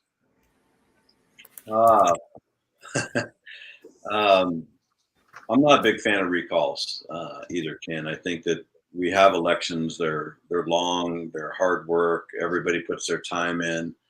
In my lifetime, I'm older. It seems like, you know, maybe somewhere near your age, that I've been part of victories and defeats. And every 4 years, it seems like we get that opportunity, not just in the presidential elections, but also for governor, for city councilors, to county commissioners, to school boards. And I guess I would say I'm not a big fan of recalls, but it is part of the process, and people have that right to do this. We inherited a tough situation as a majority on the school board, and you know, it's tough when you come into a hostile situation, and it doesn't matter if you say anything, you are going to have some people just coming after you. I've said over and over tonight to several of the speakers that we need to be a lot more civil in this country. We need to be a lot more patient. We need to be a lot more friendly. And this recall is no different. I've heard Newberg called the tip of the spear, and it might be accurate, but I also talk to people all over the state, and a lot of our issues are in their schools now, and they will be Newberg in a month or 2 or 3. Public schools is where I want to see kids go to school. I worked there for 20 years. My wife's a public school teacher. My kids went to public school. I went to public school. I've been a coach at a private school. My wife and I even homeschooled one of our kids for 6 months one time. I still like private or public schools, and I think we just need to get back to really focus on education. I don't like to see politics in the schools, and I think that's exactly what the flags were showing, and they should not have been allowed in their schools. And I think our last speaker, Jeff, was doing a great job, you know, saying how can we move forward with kids who need help, and that should be what we're focusing on. But we're focusing on politics and recalls, and I'm looking at a flyer right now that got put in boxes for everybody in our school district, and that shouldn't have happened. We shouldn't be doing this kind of stuff, you know, at schools. We should be focusing on our kids. The fact that our test scores are lower than they should be is something that we should be deeply concerned about. As a coach, we spend a lot of time worried about wins and losses, and if a coach loses too much, they tend to lose their job. We're talking about athletics. We're talking about kids' education is far more important. And I'd like to see us get back to really that focus. And I think we're closer than we seem, and we're farther than we've ever been. And having these things in our schools is taking our focus away. It's distracted us big time. And it's something that, as a board member in Newberg right now, this has been the craziest thing I've ever been through. The recall, what it's done to people, but it's the same thing I'm seeing from, you know, friends that live in different states and in different parts of our state. That it's dividing families, it's dividing friendships, it's dividing brothers and sisters, and it's definitely dividing our community. And I just hate to see that. I really do. I really agree that our elections happen, and we should go with that and move on to the next election. And if somebody feels like they can be a better board member, please do that. I said earlier, I went to Fred Meyer's today, and I had a person come up to me and say, "I can't believe, Dave, how people have treated you." And he goes, "I went through this for 6 years in another town nearby." And he goes, "It was awful." And I looked at him and he goes, "I'd do it again." And so would I. I want to serve our community, but that doesn't give people any right to hate or to be mean. And I think when Ryan was talking earlier, we're talking about the civility of our community. It's really not done well. I think we'd have to get an F on this one. If we're giving out a grade, our community needs to look in the mirror and say we haven't done well. And that's something that kids are looking at. Kids see, just like they see stuff on the walls with their teachers. And you know, I just know when I was in school, I never knew what my teacher's political party was. I never knew. I didn't know any of that. I just know I had people that came, you know, every year, and Mrs. Morton in 3rd grade, Mrs. Williams in 5th grade, Mr. Alternator in 7th grade, Mr. Pete Russo, by the way. Not no knock on Neil, but it was his dad. Best teachers I ever had. You know, those were the people that made me want to get into coaching later in my life. They were fabulous. There were some other good ones, but those were the 4 best. I never knew what their political leanings were, and they never told me, and I didn't ask. So I hope that answers some of your question, Ken. Yeah. Another thing that I had recently viewed a TV ad that was campaigned, and one of the main speakers was Mark Thielman, and it appeared like he was saying yes to recall Dave Brown and Brian Shannon, and kind of a laugh at the end. Then I also actually watched Mark Thielman say, "That wasn't me." They took a video clip and they put a voiceover to fit their narrative, and then put it on as an ad. And I think these are some of the types of things that, how do you get away with it? And I'd like to see what you have to say about that. Well, it's happened to me too, and I think that's really dirty politics. And I think it's really it's illegal. You know, if somebody's gonna get caught, we'll see. I had dinner with Mark this week. I talked to him about that. He's a friend of mine, and we talked about that very thing. And he came back out and made the statement, you know, through his campaign, that he had nothing to do with that. And you know, he's a friend of mine too. He doesn't want to see us recalled here. He's been a good resource for me to talk to as far as you know, what goes on in schools. Just so people out there get this, I hope they understand this, that when Brian Shannon and I were elected to the school board 2 years and 9 months ago, we were sent to Bend, Oregon for a OSBA conference. OSBA is the Oregon State School Board Association. It's pretty big. There's about 1,350 school board members across the state of Oregon. We had no idea what we were getting into. No packets, no nothing was given to us at all. So we get down to this 3-day conference in Bend, and we met a lot of people. And we heard a lot of things down there, some good, some not so good, as far as, you know, how we look at things. But the training was almost non-existent to be a new school board member. And I would say, as you move forward into your school board, you know, thing, when you first get on a school board, there's other people running the meetings, and you're kind of trying to figure out what's going on. Again, training is just not there, and it's hard. I'm a big believer in coaching, that you have to train. I train my players, train people that coach with me. You have to train them really well to be successful. We weren't given any of that. So back to Mark Thielman, I did contact him a while back just to get some questions answered, like what is going on here, and he would tell me. That got misconstrued into thinking, you know, that we were recruiting him, or I was, you know, we were doing something wrong. Nothing could be farther from the truth. But he was somebody who is a superintendent and can answer a question. If I don't know an answer to something, I'm going to go ask somebody, and I got tired of waiting for answers.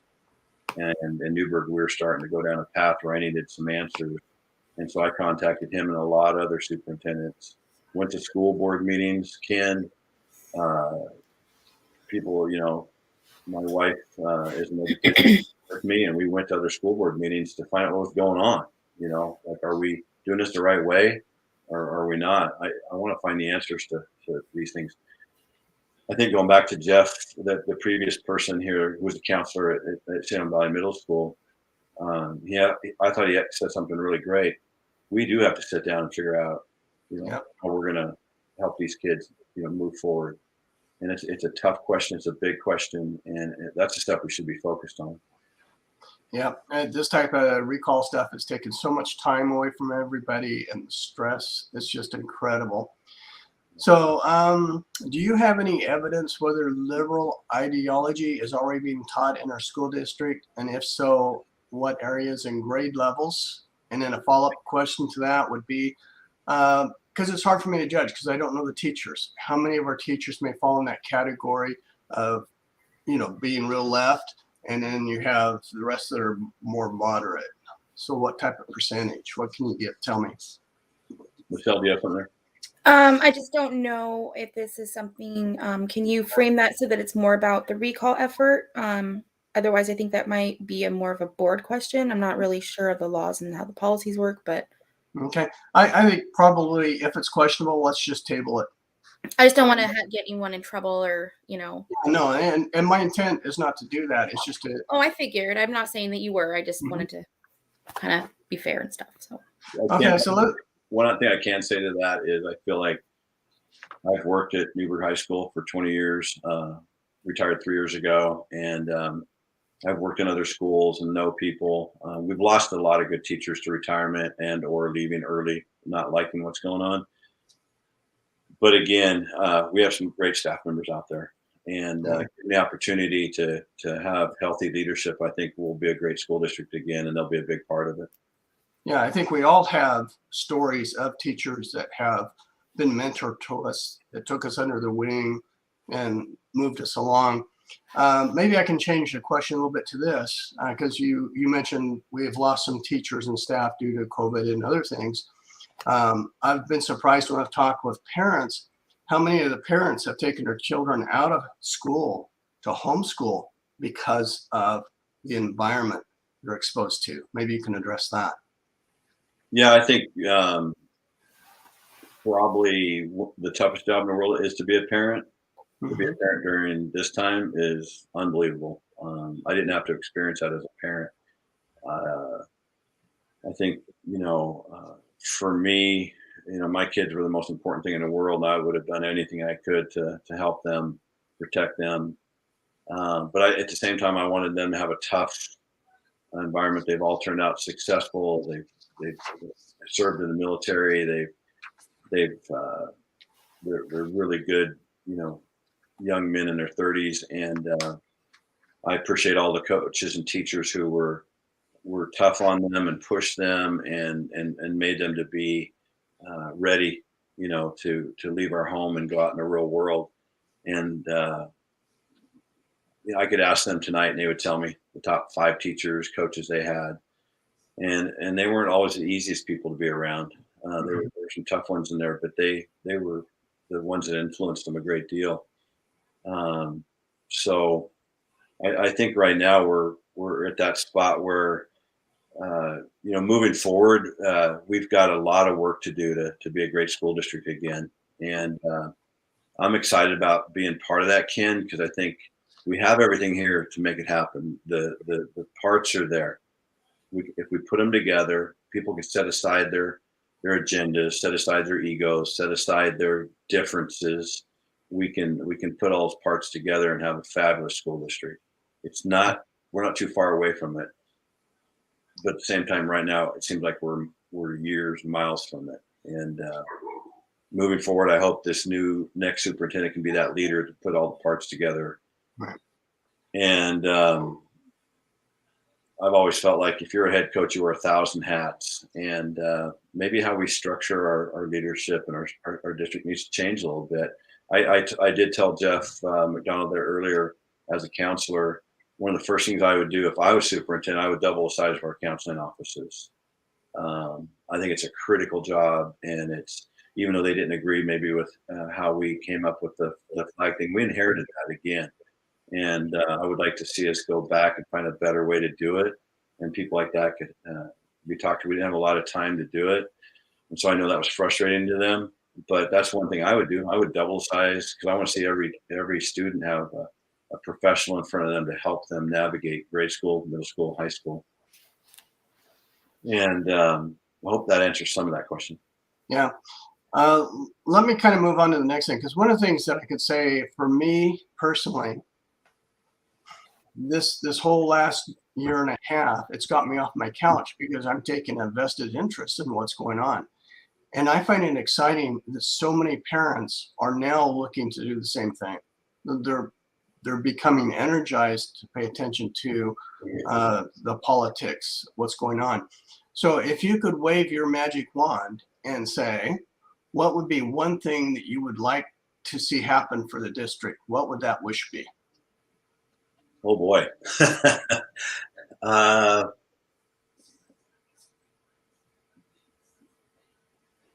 always, I've always really tried to invest heavily into my students. I feel like right now as a board member, my job is to really be a advocate for the parents. I'm very sympathetic to the staff, even the ones that are mad at me, even the ones that are leading a recall. I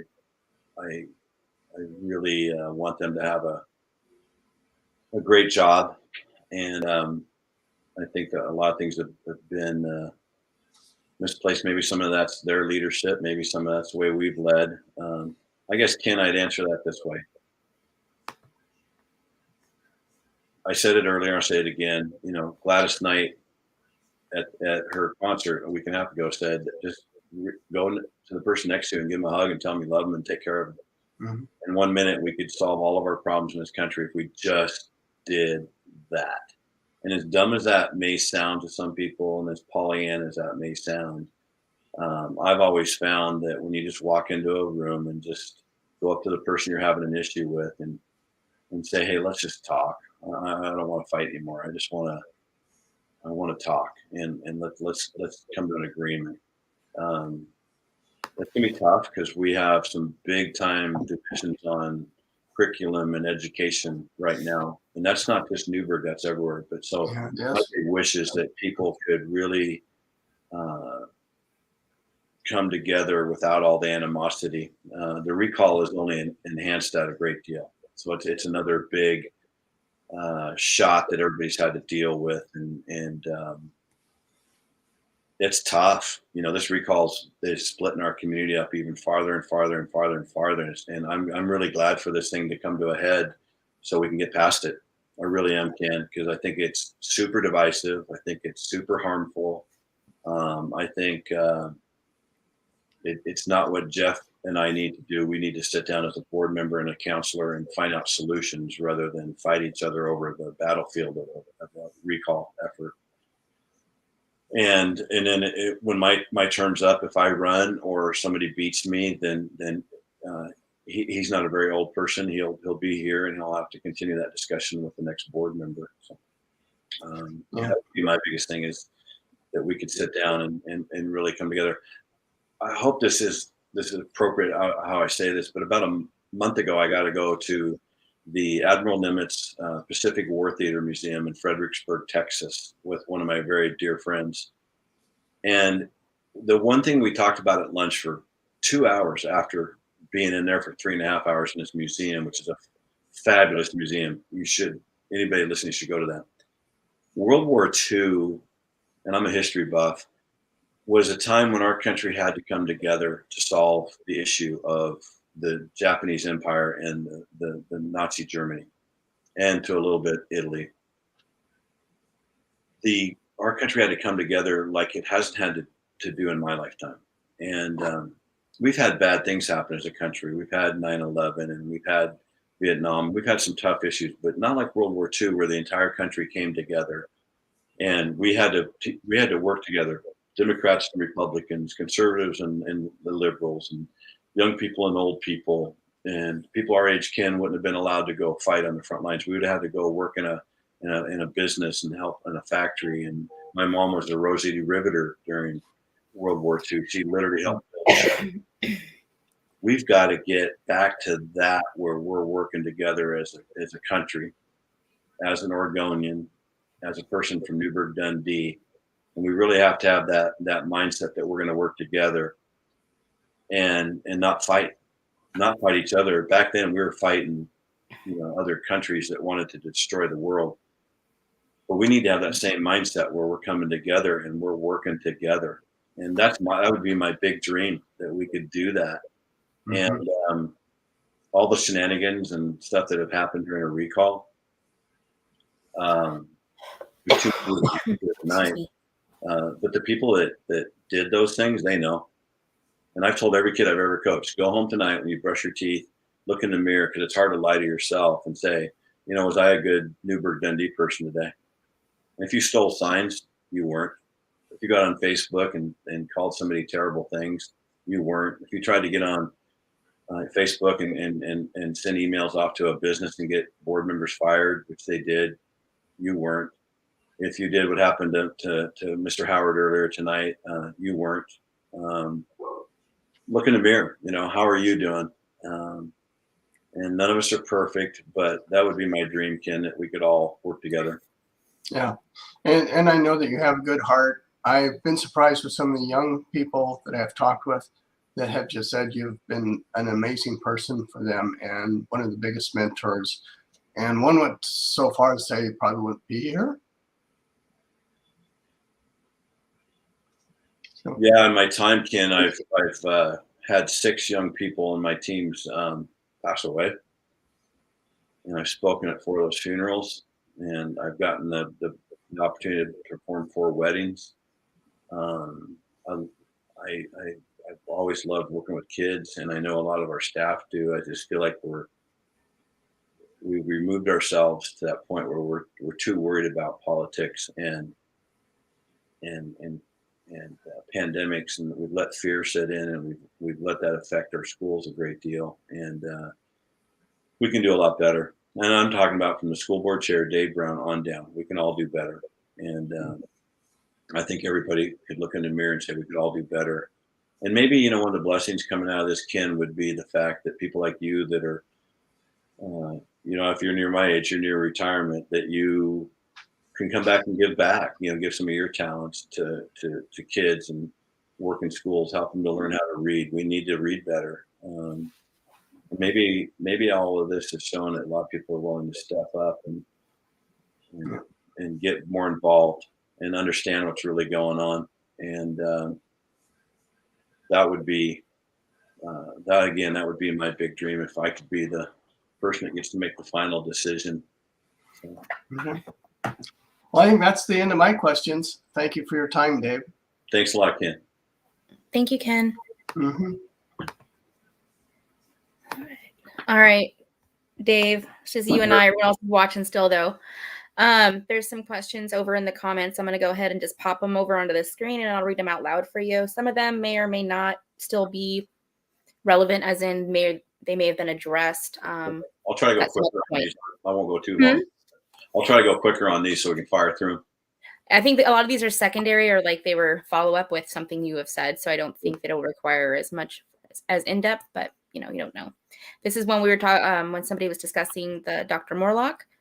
They want to know, how do you know if all families, staff, and schools are feeling supported? Do you have a survey or survey data that suggests not everyone was supported by Dr. Morlock? Anecdote has a way of introducing bias. Yeah, I think my survey for me personally was just hundreds and hundreds of people knocking on my door, calling me up, sending me emails, calling me, stopping me on the street, and just telling me how they felt. And so exact data is not a real thing. It's always problematic. But so there wasn't like a third party or anything like that with surveys that were sent out. It was more not anecdotal, but you're basing it off of emails and things you've received. So it was. Yeah, I just received a lot, and staff and parents and students. Okay. I mean, as an outsider, I don't live in Newberg. Again, I said that, but I do have a couple of friends, and one did not choose. She chose not to send her kids there for various reasons. The bad scoring was one of them, just as an, you know, but there were other issues too. Right. So, all right. Rebecca Wallace. She says, do you feel like you've had a voice on the board that was acknowledged and or listened to before you became the chair? Yes and no. never was part of very many votes that went the way I'd like to have seen them gone. I felt like we didn't dive into too much of anything. It was pretty thin. So I would say, I mean, I think people could say they heard my opinion. I think Brian would say the same thing. I think, let's say, listen to our opinion. Hear our opinion? I don't know. Well, no, It was a maybe little rough. everybody knows. It was a little rough. But again, that's the way the board was made up at the time, and we had to live with it. I feel like now that the board is changed its components, that there hasn't been the same grace, I guess, given to both ways. That's been really frustrating because I didn't try to blow up meetings when I didn't get my way. I just was like, okay, I mean, I'm one vote out of 7, and one time, way back when I did make a vote on a bigger issue, I got attacked pretty hard, and it was like, I think as a board, that's something we need to look back at and do better. Okay. On to the next one. Heather, she says that you say that you're not in support of tearing people down, but you have thanked someone publicly as a supporter that has I can't read tonight yet. Someone he has publicly thanked as a supporter posted their personal information because they're a member of a Facebook group. Yeah, I would say they're talking about Carrie Martell.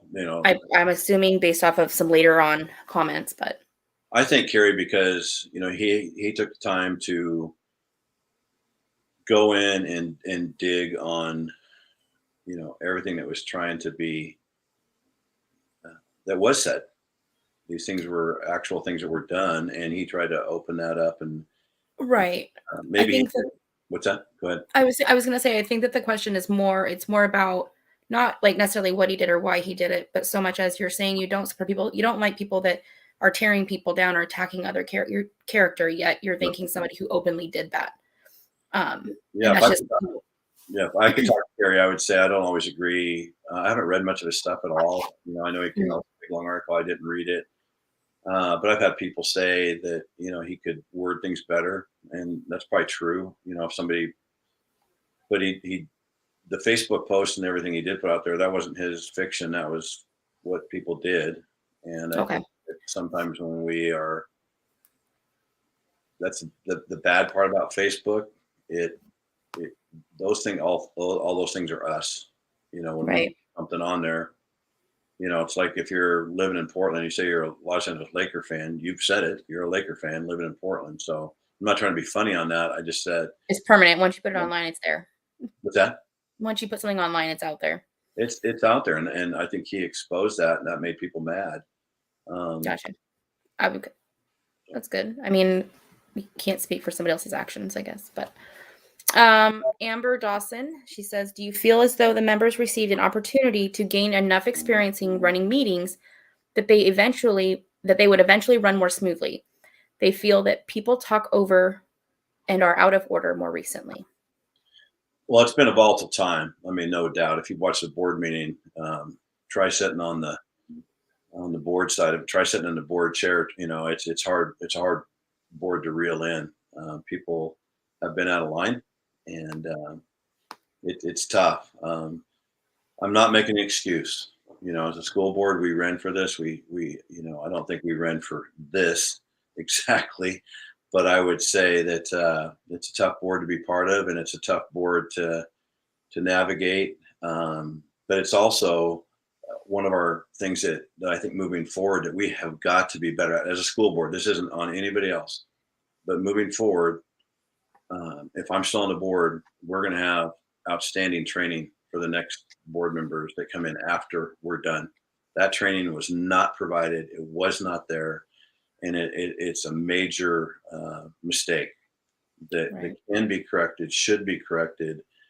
And it will be corrected if I'm still on the board. I will speak a little bit, and I'm going to go because Rebecca's is a 3-parter, so I'm just actually going to move that for a second.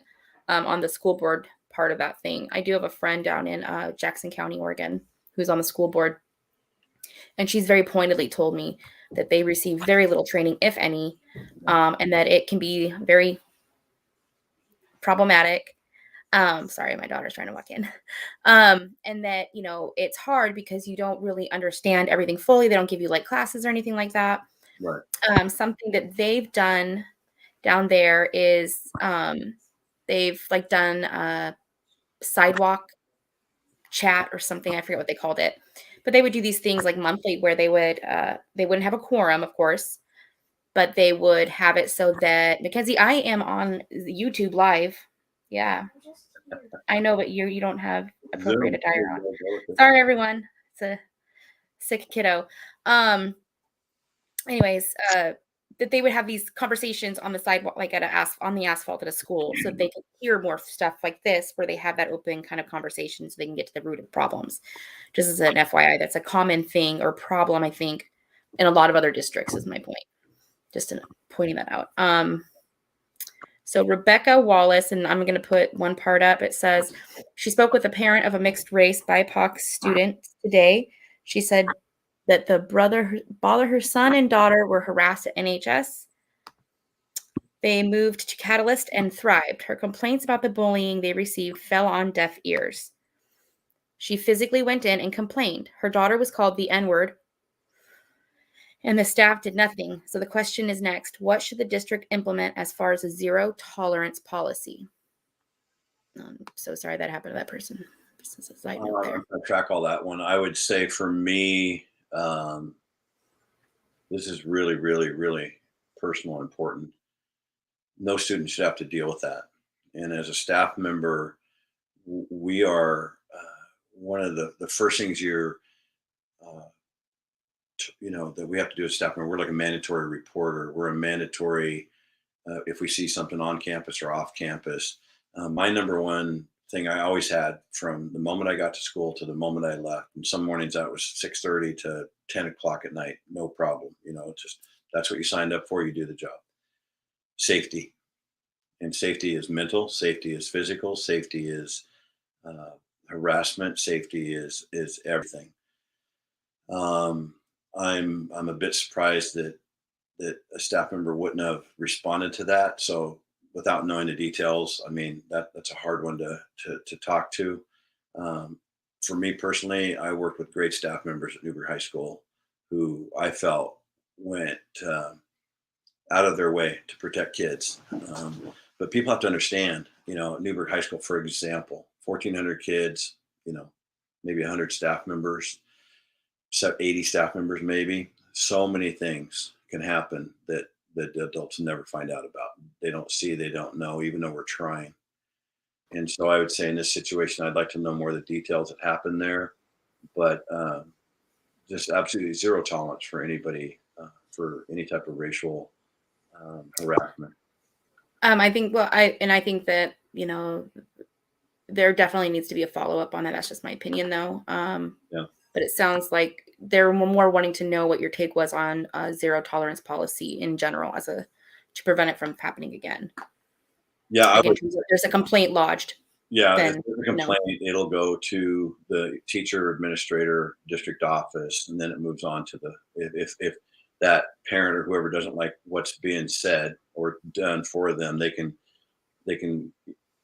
let me back up. If you have a student who's an athlete and something happens, they can complain to the coach, which should be their first line of a complaint. Their second one would be the athletic director at Newberg High School and or the principal.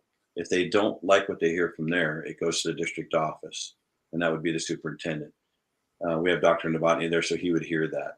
If the parent doesn't like what he would say, it would move on to the school board. We've only had that happen one time so far. We have several complaints coming up on other issues that will be dealt with on the 25th, and then it comes to the school board, and then that's the last line of where a parent could complain to before they would go legal. Is there a zero tolerance policy already in place? It sounds like for using terms like that. Yes. Okay. There is. Okay. Yeah. But there's a process. I mean, it sounds like something I'm not aware of what happened. I would be careful I would just say I would like to know more of the details on how the Right. administrator. I just talked to an administrator at the school about sports, for example, and I got a email from a parent saying this about sports, and we weren't going to have an event. And I was like, but so I called the administrator, and they handled it really well. And the event was still going on. I think sometimes we panic a little bit, and an administrator has to wait and see what OSAA, that governs the sports and the schools, is going to do before they move forward. Right now, we're still in the mode where we have still got athletics going on, but they have to follow how many people can be in there. I think there's limited to 4 tickets or something per player. When it comes to what happened there, though, that's far more serious than athletics. They will have to determine how that investigation was done, but that's extremely about as serious as you could get. It's pretty bad. Okay. So the next one's from Tanya Tompkins. Would you be willing to read books about race, education, mental health, and health disparities? Yeah, that's I know Nancy earlier asked a question. It caught me off guard because I don't usually memorize names of books I read. I read parts of books a lot. I have read a lot, and I'm always curious about these issues. Earlier, we talked about the mental health at length.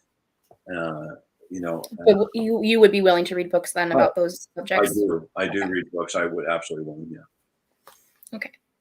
I mean, I think too, though, that Michelle is like, one person's book is another person's,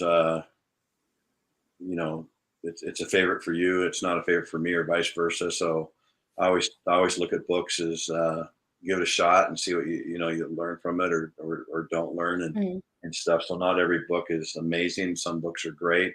Right. So again, but I would read more than people think. I'm kind of an avid reader. I felt a little bad there for Nancy because she asked a great question, like, what book have you read? I've heard that asked a lot of times in conferences and stuff. What's on your bedstead? What kind of book are you reading right now? I stick pretty much with the Bible. I can remember that one's called the Bible. And I usually have 2 or 3 books that I'm kind of, reading a little bit of a partial all the time. Right. I think this was just more to see if you would be open to reading them, and if you so, they were suggesting that maybe Jeff might have some suggestions for you. Sure. So the next question is from Heather.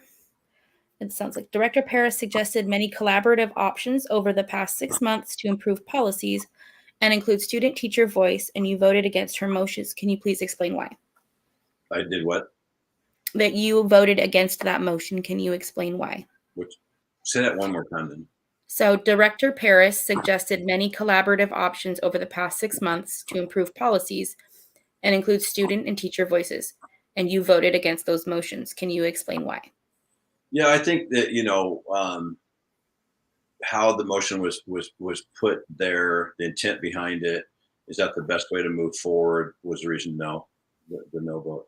I think that we have been so busy with politics that we haven't had time to take care of some of these issues. And we have listened to, in every meeting, we've had special meetings to listen to people.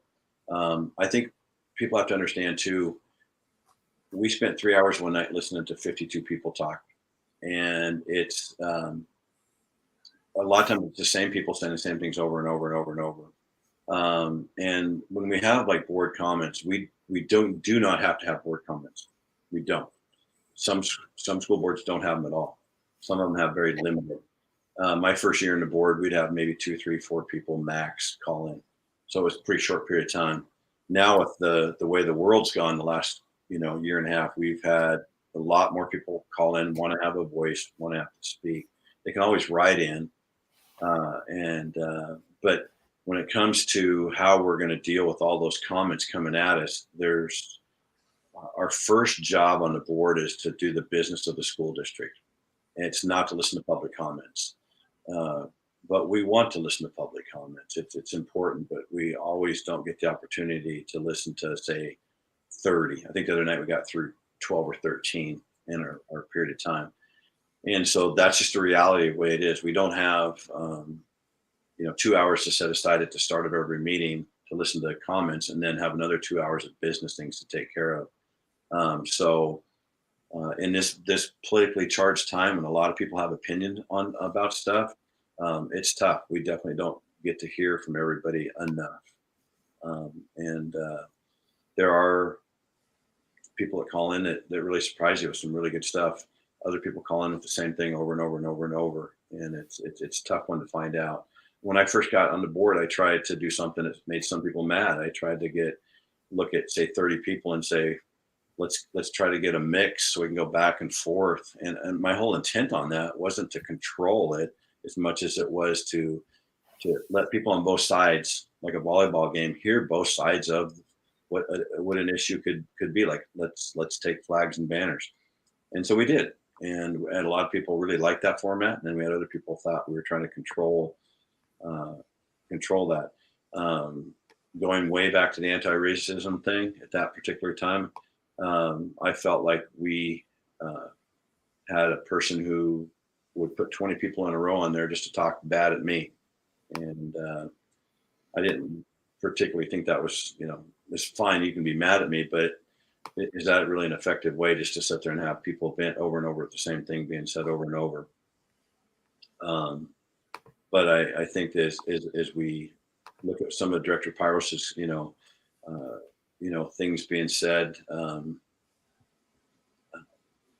as we move forward, we will get back into collaborating and talking about things, moving forward. But we haven't had a lot of time to do anything in education for the last number of months.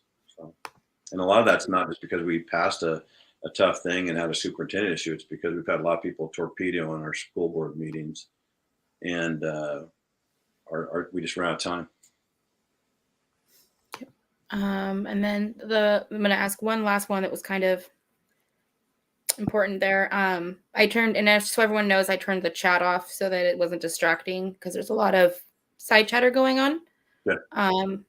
And I do apologize if I've missed any important questions.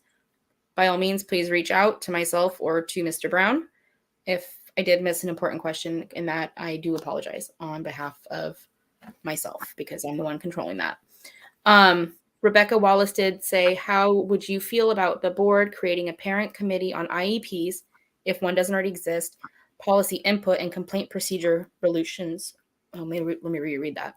How would you feel about the board creating parent committees on IEPs, policy input and complaint procedure resolution?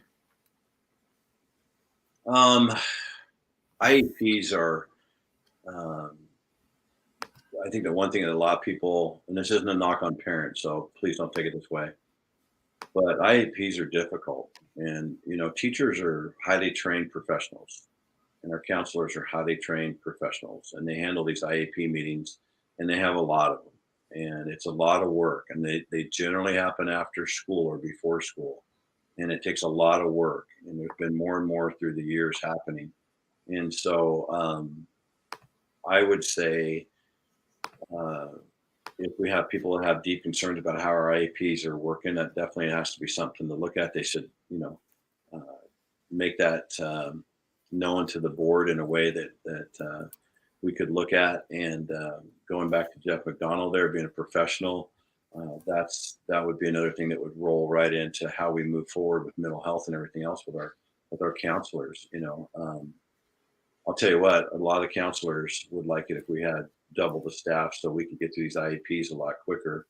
If you're a person that gets off work at 5 o'clock and you want to go home and have dinner at 5:45 with your family, that probably happens. Not for a teacher.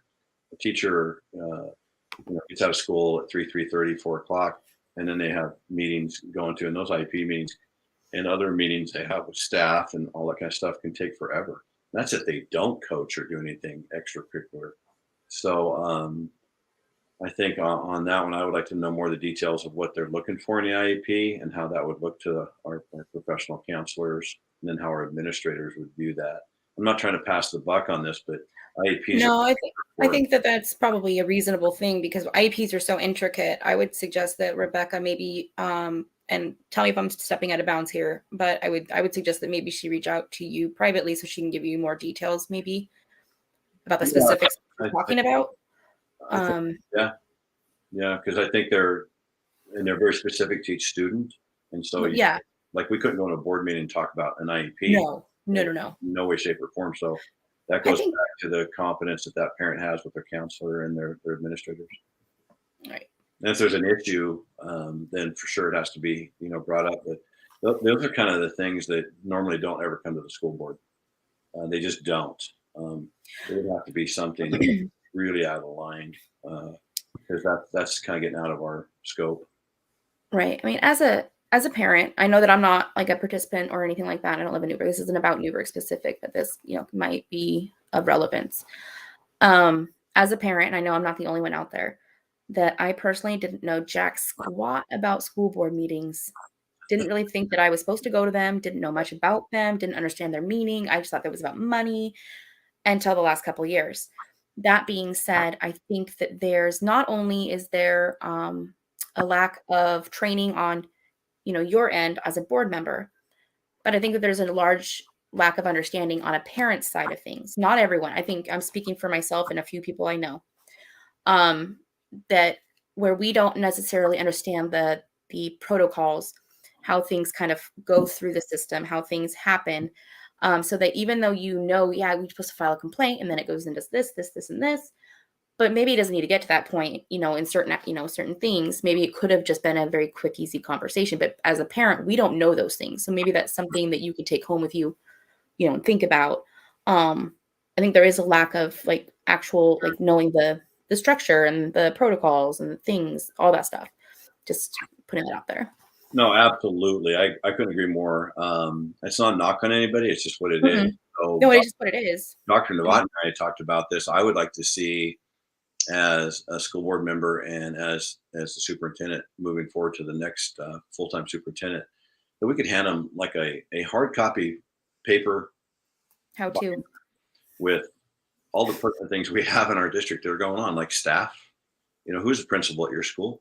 Who's the counselor at your school? Right. Something they could look through maybe in an hour and have a fairly good understanding. Who are our lawyers? Who are people that are in charge of everything in district office? Maintenance, the whole 9 yards. Have a name and a phone number next to there and their job title, and also anything to do with training in any way, shape, or form that would help. I have talked to our previous administration, and I think it's imperative, because when you're not on a school board, you just don't know. And we even have staff members, I don't think, that really understand that as a school board, we don't, for example, evaluate a principal. That is entirely up to the superintendent. We don't decide how many cases of paper are going to be sent from Naval Rush or Dundee. That's just not what we do. So I think understanding the role would be great. And I'd like to see our parents have a general thing available to them. It could be put on our website also. I like paper a little bit more than the computer. So I would like to get something that would just explain that. This is the board stuff that they work on, and then this is what your district officer administrators work on. Because I know this is a fact. Our administrators get really frustrated with when people try to get in their lane and do their job for them. And the same thing with our superintendent. I think it's any profession, honestly. What's that? I think that applies to just about every profession. Well, yeah, because like the superintendent has, we had a couple of big things happen in the past. It's not the role of the board to call the superintendent up and ask him, what's up? Are you doing this? Are you doing this? Are you doing this? That's his job. He lets us know what happened. He lets us know what he did. And we can ask him a question for sure, or her, if it's depending on the superintendent is, but that's their job. We don't jump in there and we stay in our lane. And that's hard sometimes for people to understand, that the school board doesn't decide, how much money we're going to put for the football team. That is not our job. That's the athletic director's job. And so I hope that makes sense to people, that we don't get to even participate in certain things like staff members. We've only talked about one staff member in a board meeting, and it was a complaint, and that's not something we do. That's up to the superintendent. We don't sit back and talk about staff members and say, good teacher, not a good teacher. We don't do that. Mm-hmm. That's not our job. And nor should it be. That's got to be the job of the administrator. Yeah, I just wanted to put that out there. I think that a lot of the issues that are probably happening even now with you guys, a lot of it could have been curtailed with better communication and a better understanding from all parties. No, Michelle, that's a great one. I'd say going back to some of the legal things too. There's been so much out there that said this wasn't legal, that wasn't legal, and it's not true. Things were done the right way. If you're not a lawyer, you're not a lawyer. You don't know. And if you people like to say things to fit the narrative at the time, but it's not the way it is. And Right. it's unfortunate because it blows up into it, makes something much bigger than it is, and that's unfortunate. Misinformation is a bad thing, and so I totally agree. I would like to see our parents. That's that transparency thing back to parents. Not all parents maybe want to know, but I think it's something as we move forward to schools that you're helping them. For an example, when you go from 5th grade to 6th grade, and you're going from grade school to middle school, that's a big transition time. Mhm. I know our administrators and our teachers at the middle school try to really help those young kids come in at the middle school because it's a big change, and but that's not something the school board would be involved in. We wouldn't get in there and tell them what's up. This is what you should Mhm. tell 6th graders. We just don't do that. We would only But I ever. mean, you guys can't. I mean, school boards and parents. None of us are all going to fix it all at once. But I think that there are some flaws. Then they could be fixed, but not today. I also say to your point though, the parents out there, there are parents out in our community that are amazing. They're outstanding, and I think we have to listen to them. I really do. Whether we agree with them or not, we have to listen to them, and they Right. could have some good suggestions in there. I think at the grade school, we really let the parents have a bigger role, but we tend to diminish that as the kids get older. And sometimes the kids want that. They don't want their parents in middle school and high school as much like they were in grade school. I get that totally. But at the same time, I think we could do a better job. Like a site council, for example. I've been on site councils where you do have a couple of parents and a couple of students and a counselor and a teacher, and you're in there, and the site council is talking about your school and what's going on at your school, and it's a really cool thing to be part of. I bet you most parents don't even know a site council exists, and it would be, if we communicated a little better, that they would have that opportunity if their schedule allowed to be part of something like that. All right, Mr. Brown. Is there anything else you'd like to say as a closing? Well, We're going on 2.5 hours, so I'd like to say thank you to you for doing this. I appreciate you taking it on was the my pleasure. job. And I thought everybody tonight was super polite, and I've been asking for civility, and I think everybody tonight was. I know everybody didn't get their questions answered exactly right, but I think Ryan Howard there earlier, I think that dialogue there was really, really neat because we can disagree on quite a bit, but at the same time, turn around here. If I'm still on the board, he's the kind of person I would like to have that dialogue with moving forward to get different perspectives and hear people out. So I thought everybody did a great job in their questions, and appreciate everybody calling in. I was definitely surprised. I was expecting to have to like boot people out, like I said I was going to if they got out of hand. And that didn't happen. So that was definitely a step in the right direction, I think, for Newberg. So yay. Yeah, good. But yeah, I mean, it was my pleasure. I was just wanting to help because I know that I saw the outcry for at least an opportunity to be able to ask questions. And I know that I wouldn't want to be in the position that you're in and have to be faced up with everybody and their mom who's already yelling things and mad and angry. And I don't like that myself. So I'd be like, oh no. I was like, you know what? Let's see if we can do this. And I'm glad that we did. I think that it went pretty well. And I was pretty impressed with a lot of their questions, and I think that they were pretty valid. And I hope that if your questions were not answered, you reach out personally or privately to Dave Brown or Brian Shannon. He's tomorrow at night, same time. So Yeah, I think too on that, Michelle, it's like I last week tried to take time to meet with people that are in favor of the recall, and I did it 5 times, and it was tough. We had some tough discussions, and one of them didn't go so well. I thought that person was pretty rude. He probably thought maybe I was too, but I think something like this, moving forward, anytime a lot of people are really into technology, and And maybe as we move forward, we'll have more opportunities to do things like this, where we would have a lot of people listening in to a podcast format or whatever to get more information. It's hard to maybe watch a school board meeting. It's not like watching, Yellowstone or. Right. It's not anything entertaining. It's something fun. Exciting, no. All right. Well, I'm going to go ahead and end the live. Okay. So thank you, everybody who's watching. Have a good night. Thank you. Bye, guys.